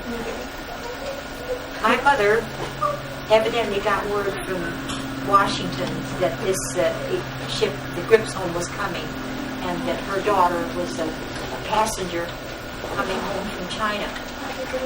So it was wartime, 1943. So she stood up, as they do, ask the saints to pray for this and pray for that. So she said, I heard that my daughter's coming home from China. Would you please pray that they may have a safe journey? So the man to be my husband was in the audience. He was a bachelor of around 45, and he had never paid any attention to any woman. He was very devoted to his mother and lived with her and took care of her. And if any sister began to get chummy, sit beside him or talk to him, he'd just tell her, don't you sit beside me and don't you talk to me. I learned this later. Why? Yes, well, he just wasn't interested until he heard Mrs. Peck's daughter was coming home from China. Well, he knew my sister and my brother-in-law were there in the same Assemblies of God. This was in New Jersey, North Bergen, New Jersey, north of Jersey City. What year? This was 1943. So, well, we had that 10 weeks trip. Of course, I had no idea. But I knew I had to join my mother. And, of course, I already had the word from the Spirit that I could go to the Assemblies of God. I didn't need to ostracize myself or say I'm not going to be queer. And so I didn't go the first Lord's Day. I got home. I tell you, we had been with people surging around us. We were about 1,000 people on that boat, and you just couldn't get away from people. People. Oh, I wanted to get, and I tell you, every evening, all the Catholics got out on the bow of the ship and they sang "God Bless America," and I've hated that song ever since.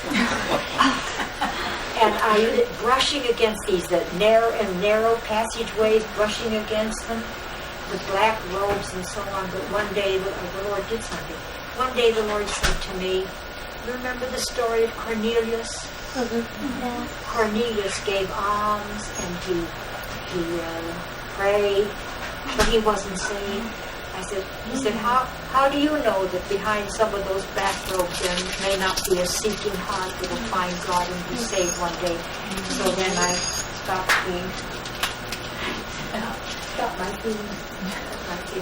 Well, now getting back to the story. How did I get off on that? Coming back from China. Coming back from China, not going to the assembly. Oh, yes. Well, anyway, the first Sunday I didn't go, but my sister took me out shopping. And the people. Oh, get away from people. And she took me into a store, and I couldn't bear to look at these counters full of things. Imagine I've been in internment camp, hadn't been to a store for ever so long. And so I just grabbed on her arm and shut my eyes and walked wherever she walked. I walked with my eyes shut. I couldn't bear to see all the stuff. Coming to It's America. the same as Yeah. we from Poland come to America. When I came here for 1 month, I was sick. I couldn't. Whenever I was driving, I had to close my eyes because I had a headache because of too many things, too many impressions. I couldn't sleep. So impressions. Too many. Well, that's the way I felt too. When we left internment camp, of course, being in war, all the stores were boarded up. We'd had the faintest idea of where we were traveling.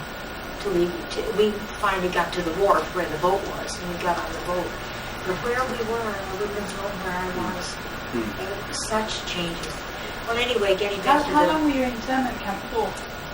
from the end of January, end of February till probably the end of September, something like that.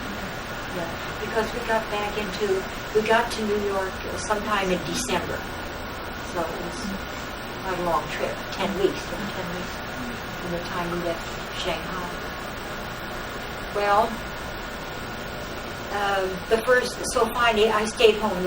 I said, please let me stay alone. Please let me stay alone.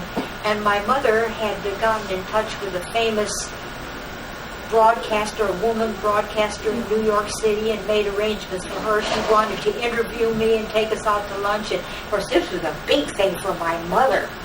And finally I said, I'm not going. I just couldn't face. I couldn't face that. Imagine. Anyway, in fact, when we got to New York, I kept hearing my name. So-and-so's wanted in salon. Again and again. I didn't go near. I didn't want to be near. I didn't want to see people.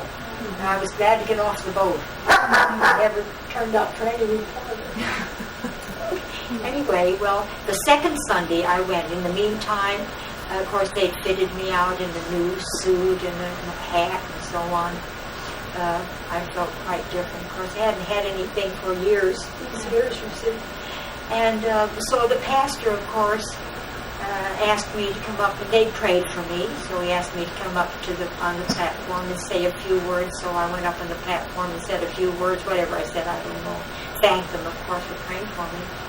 And whatever.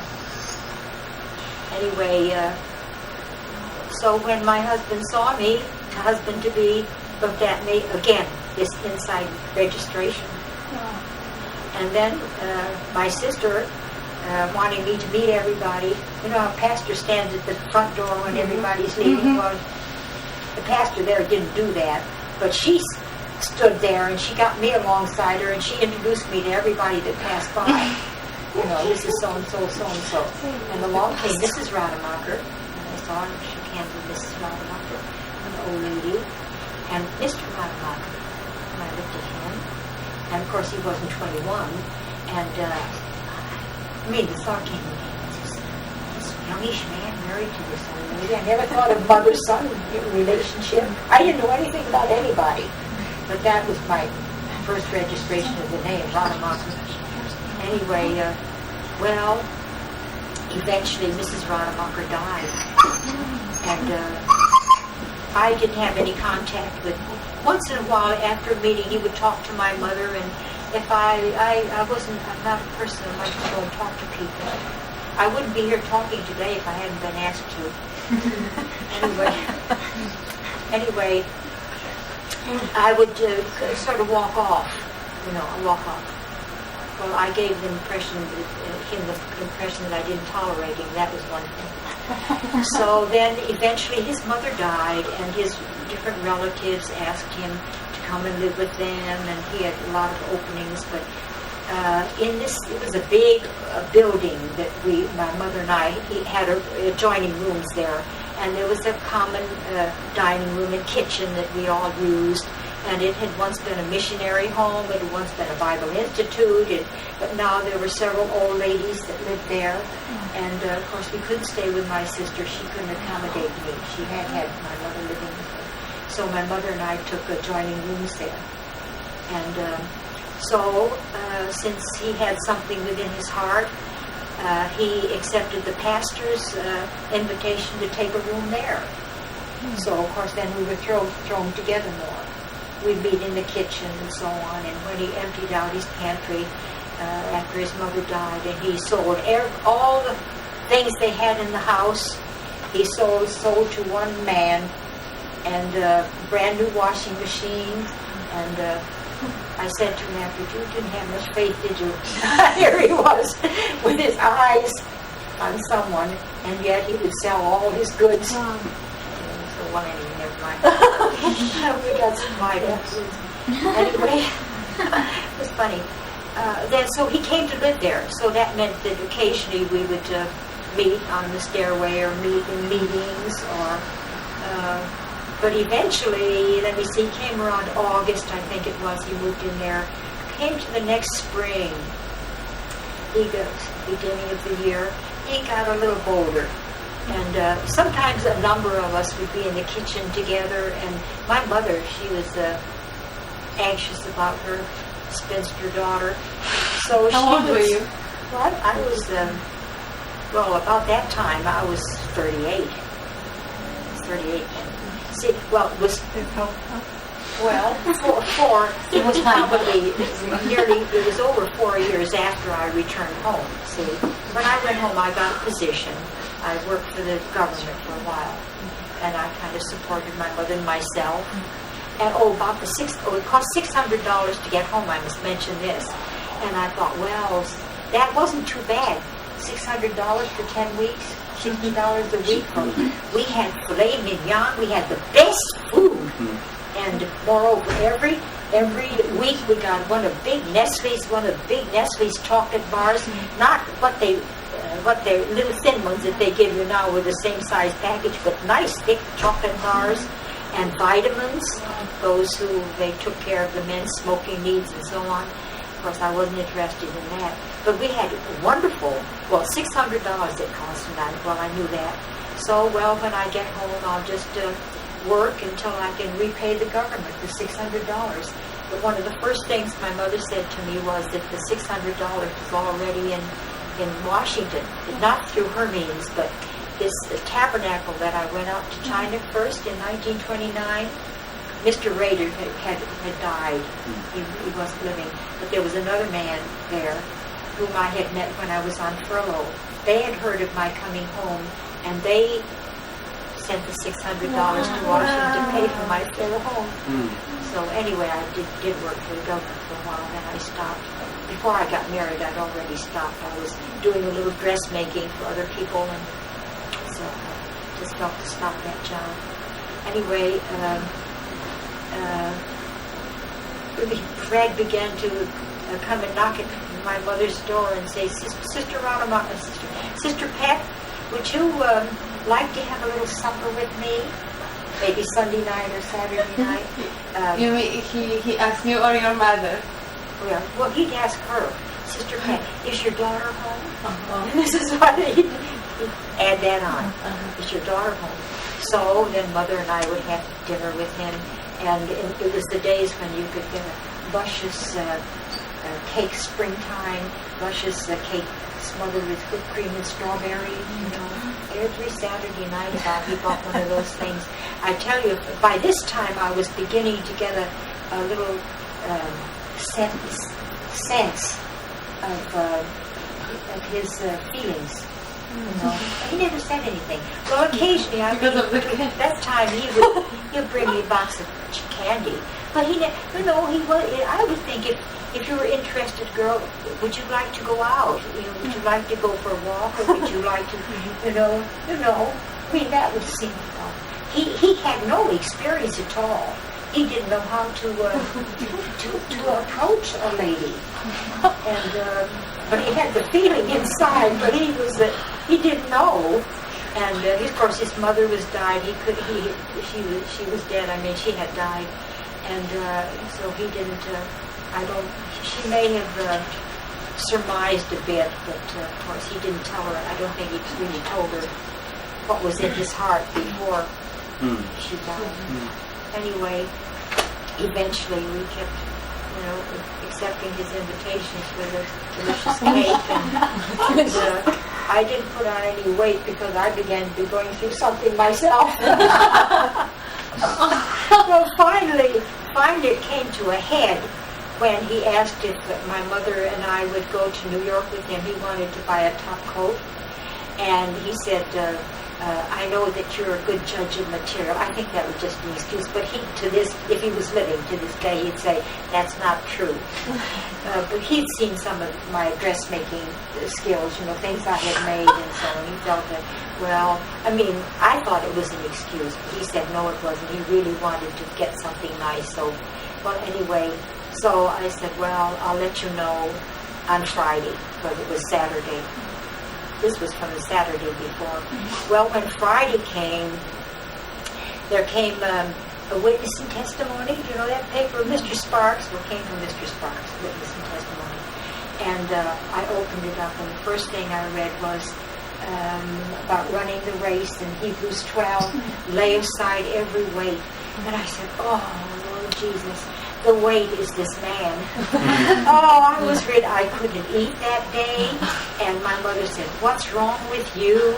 And I cried, and she said, "Well, how do you know the Lord doesn't want you to marry him?" I said, "Well, he hasn't asked me." That's a good reason. But I knew his heart. I mean, the perception. I just knew inwardly because of all the things, a lot of other things. I can't give you all the details. A lot of other things. I just knew he cared for me. Well, this night, my sister came of the young people's meeting, and I just was all day long. I couldn't eat anything. I just flopped on the bed and laid there and just, what on earth am I going to say to him when he comes tonight for an answer about going to New York tomorrow? What am I going to say? Well, I thought and thought. I said, Lord Jesus, I don't know what to say. And then I made up a sentence in my mind, which I'll give you. And the sentence is this. I was going to say to him, that's what's never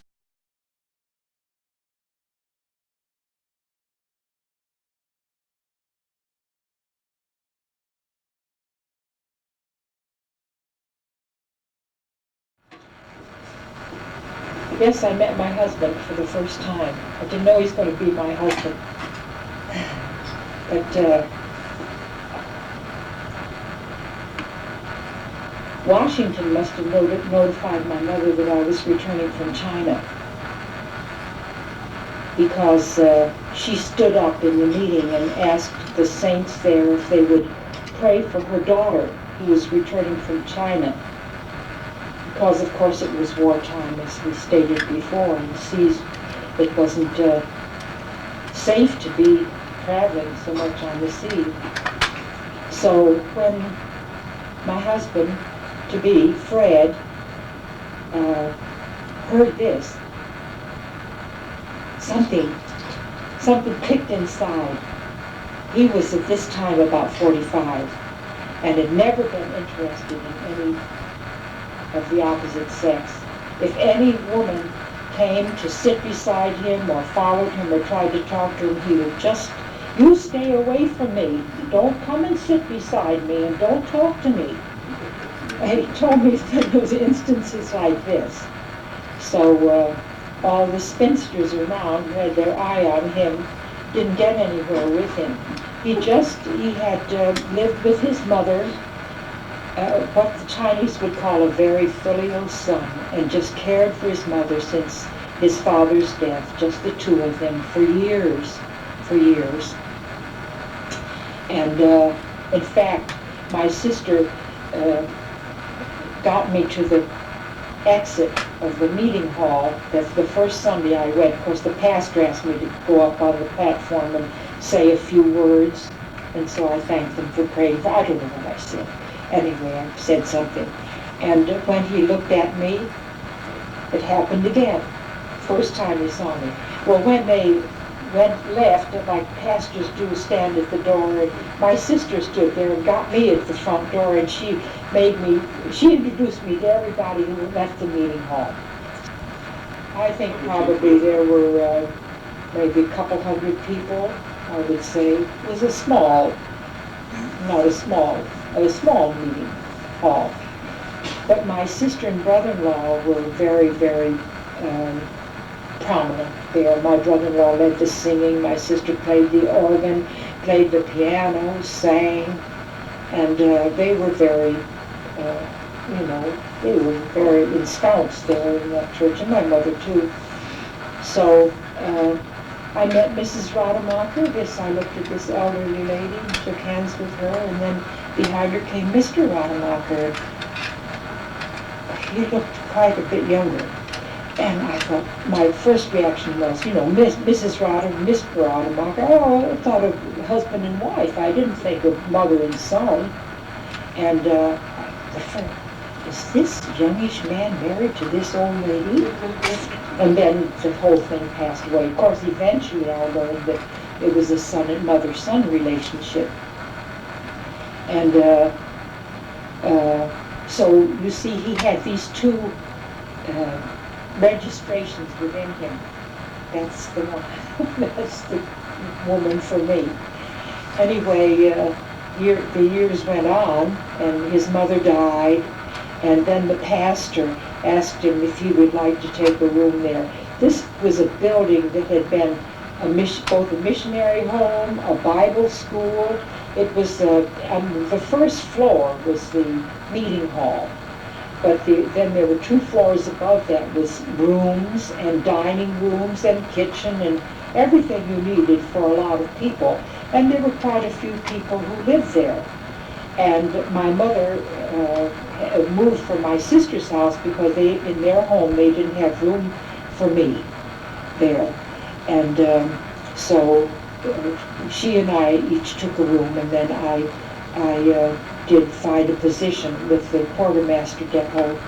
I felt, it cost $600 to get home. It was a 10-week trip. That was cheap.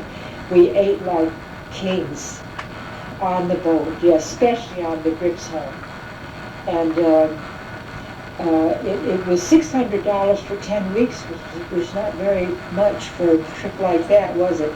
And I thought, well, when I get home, I don't have a cent. Of course, I'm trusting the Lord, and had been for those years. I didn't have any reserve savings. And so I said, I'll get a job right away and pay them back as quickly as I can. So I got a position with the quartermaster depot in Jersey City and worked for the government there for several years. And so Fred's mother died, and so the pastor asked him if he wouldn't like to take a room there. Well, there had been relatives in France who said, will you come and live with us? And he had sold all the goods in his house, everything that they had. He just gave it to a dealer and cleaned out and had just himself and his personal belongings. And so he decided, since I was there, I didn't know this, of course, that's where he wanted to be, because he just, and so he took a room there. Of course, I knew nothing about that then. And when he came and talked to my mother, I used to kind of walk away. I didn't want to think anybody. I was throwing myself at a man. So I was kind of aloof. And for a long time he thought I just tolerated him, see, by my reactions. I wasn't rude, but neither did I go up and talk to him, anything like that. And another thing he thought, you see, to differentiate, they called my mother Sister Peck. Well, if they called me Sister Peck too, who were you referring to? So I was called Sister Elizabeth. Elizabeth is my name. Sister Elizabeth. So everybody, even he called me Sister Elizabeth. But then he felt, after a while, he felt like, well, I didn't think anything about him because I didn't call him Fred. So, well, I wasn't going to do that either. And my mother, she was very cute, and we'd all be with other people in the kitchen sometimes, and she'd bring out the question, Brother Rademacher, why did you, she didn't call him Brother Fred either, Brother Rademacher, why did you never marry? And then in almost, not the next breath, but so she said, I'd like my daughter to be married. No. These things happen. Anyway, more and more, but the time was going on. See, I came home the end of 43, and eventually things came to a head in 1948. So you see what time it elapsed. And I was 38 by this time, and he was 50. So he'd never invited me to go out with him, but he had cute little ways. He'd come and knock at my mother's door. We had rooms adjoining with a door in between inside off the hallway. And he'd say, Sister Peck, would you like to have some dinner with me? Is your daughter home? And so after a while I began to realize, my perception or premonition or whatever you want to call it, I knew I knew where his thoughts were. And different things he did. Occasionally he brought me a box of chocolates. But he never said, well, would you like to go out with me or anything like that. Well, he had no experience with a woman. And various things like that. Well, then we'd have dinner together. Sure, my mother would say yes, and so then he'd make hamburgers. I don't think he ever cooked, but just hamburgers. I don't know what else, but every Saturday he would buy a luscious strawberry and whipped cream cake. And if I hadn't been going through a lot, I would put on pounds too. But anyway, I began to realize. But he never said anything, and I still didn't. Wouldn't approach him. Whenever he came, talked to Mother, and I was there, well, I would stay and talk, But then otherwise, I didn't make any approaches. But then he liked to do work on Saturday, put some formica on a table, repair this or repair that. There weren't many brothers around who could do these kind of jobs, so he would say, Sister Elizabeth, would you like to help me? And I said, sure, I'll help you. And so I'd hold something, and he would do the work, and I would regale him with all these stories from China, telling him all the things that went on in China, and my past life. And so we really got to know one another that way. And still he said nothing. And what? Well, sure. Love responds to love, doesn't it? I don't know what you said anything. Well, there were too many indications of his outgoing, but there was no speaking. And of course, I wouldn't propose to him. Somebody asked me once, well, did you propose to him? I said, by no means would I do such a thing. Anyway, it did come to a head because he asked my mother and me if we would go to New York with him on the Saturday. He wanted to buy a top coat, and he said, I know you're a good judge of materials. He said it to me. I said, I think that was just a cover-up. And he said, no, that was right. So it got to the Friday. I had to give him an answer that night. whether we would go to New York with him or not. The answer wasn't up to my mother, it was up to me. And so I had to give him this answer. Well, that day, the paper from On a Rope came, witness and testimony. Mr. Sparks was talking about running the race, Hebrews 12. We have to lay aside every weight. I was still, should we go or shouldn't we go? I felt so uncomfortable. So, wondering what we should do, whether I should go, whether this situation, how much longer could I carry on this situation in my own being? Because knowing that he loved me, and yet he never said anything. I thought I couldn't carry on too much longer. I was kind of going to pieces, and I couldn't eat, and my mother said to me, well, I said, oh, lay aside every weight, oh, Lord Jesus, Brother Rademacher's the weight. and he's in the Assemblies of God, how can I marry, and different things like this, all these questions piling up in me. And my mother, I couldn't eat, so mother said, what's wrong with you? And I said, oh, it's Brother Rademacher, and I burst into tears. How do you know it isn't God's will for you to marry him? Well, I said, for one thing, he hasn't asked me. And then I went to bed again. I just couldn't eat, I couldn't sit up, I couldn't do anything. And finally, my sister came to go to the young people's meeting Friday night, and she came in. I heard her enter my mother's room and sit down, and so I got up out of bed and walked in, and she looked at me. She said, what's wrong with you? I said, I'm sick. And I just mentioned his name, and I plopped onto a big easy chair, and I cried. And she came over and threw her arms around me and prayed for me.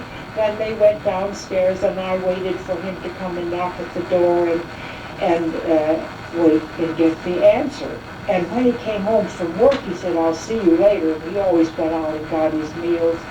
And he put down a box of chocolates. And that didn't help me either. Because I had it already what I was going to say to him. So when he knocked at the door, I said, would you please come in and sit down? I threw decorum to the winds. I didn't think of anything except what I had to say to him. So he sat over there, a distance away, at least as far away as Friedel is from me.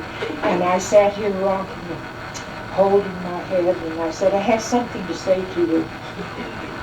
And I think I must have rocked about 5 minutes, and finally I said, I can't say it. What I was going to say was, that which hasn't started has to stop. Now, can you make that out? Sounds funny, doesn't it? Can you follow me? Oh, he said, well, maybe I can say something. It was so the Lord opened up his mouth. And then he poured out, from the beginning, just what I've shared you, the registration within him, when he first saw me, and the years since then. But I didn't thought I didn't tolerate him, and this and that, and this and that. But how much he loved me, how he told the Lord, if the Lord would give me to him, if we could just sit across the table for 5 or 10 years, if I went back to China, he'd go with me and pass out tracts. And there was nothing reasonable about it. How would we live? I'd go on trusting the Lord, I guess. Anyway, these were the thoughts, and I said, but how could we? And if the Lord would just give me to him. And one night I said told him I was going to England. And it was heart-sick. I'll never see her again. I'll go and see her off. I'll take her a red rose. Oh, he was heartbroken. He said, that night I went out, and out loud in the middle of the night I was crying out loud. If any policeman had met me, they would have picked me up. He was just distraught, heartbroken that I would go away. And of course I never went, thank God. But it wasn't the Lord's will for me to go. The way never opened. But I had it in my mind. Oh, just to visit Otter Oak because I'd heard so much about it. You know, read the witness and testimony, and it wasn't so clear at that point. Of course, it wasn't the 1950s when what happened in Taiwan happened in Taiwan. Yeah. So anyway, I didn't go to England. Well, then I said, well, how could we ever be married? I said, you're going in one direction, I'm going in another. All his life he was saved in the assemblies of God, and that's all he knew. And all he knew was the outpoured Spirit. And he said, I've already told the Lord that if I would go anywhere you go. And I thought, this is quite a turn of events. Usually the woman goes where her husband goes, doesn't she? But later on the Lord showed me through something that Brother Lee wrote in one of these little rainbow booklets, how a sister in spiritual things should take the lead, even in the family. You know, if she is strong, the family will come along. And he said, when he said this, I thought of Ruth and Naomi, how she said, your God will be my God. I'll go where you go, and so on. I've got to turn of events. Then I brought out a lot of verses in 1 Corinthians 7. The unmarried thinks of the things of the Lord, the married things, all these arguments that I brought out to the Lord, and yet loving already. And so what was I to do? Well, he brought out everything, and I brought out everything. And, you know, my sky cleared. All the thunder clouds, the dark sky that had been over me more or less all the day and before was gone. The sky was clear, and I was clear. Yes, I said, I'd like to be your wife. I let him know. And it was pouring torrents outside. Otherwise, I think we could have gone out walking for hours and just talk. You know, just get everything that was in our being out. But the meeting was over, and my mother came upstairs, and he went to his room, and the next day we went to New York, and he took us to the top of the Empire State Building, where neither mother nor I had ever thought of going. The highest, tallest building in the world at that time. And then he took us out to dinner, and then we went shopping, and he got a beautiful coat, and he looked handsome. Of course, he was handsome to me anyway. He didn't have to be a handsome-looking man to be handsome to me. And we all got sick. We were poisoned by something we ate at noon. My mother was the worst, and he was the best, and I was in between. Anyway, then that was sometime in April, I think, and we got married the 1st of July of 48. Well, before that, no, even when I was going to the Assemblies of God, there was a little group that always met either in New York City or in New Jersey on the Lord's Day, and I always joined them. There were a few that had come out of denominations, but we didn't have any regular meeting place until after we grew it and moved into New York City. Then we moved from place to place to place to place. Well, of course, after we married, I took him immediately and introduced him to the brothers and sisters. I had fellowship with a couple, Dr. and Mrs. Stearns. Have you heard them mentioned? We returned from China together, and even before that in the church, he was an elder in the church in Shanghai. And I had fellowship with him after Fred proposed to me the next night. Oh no, it wasn't the next night.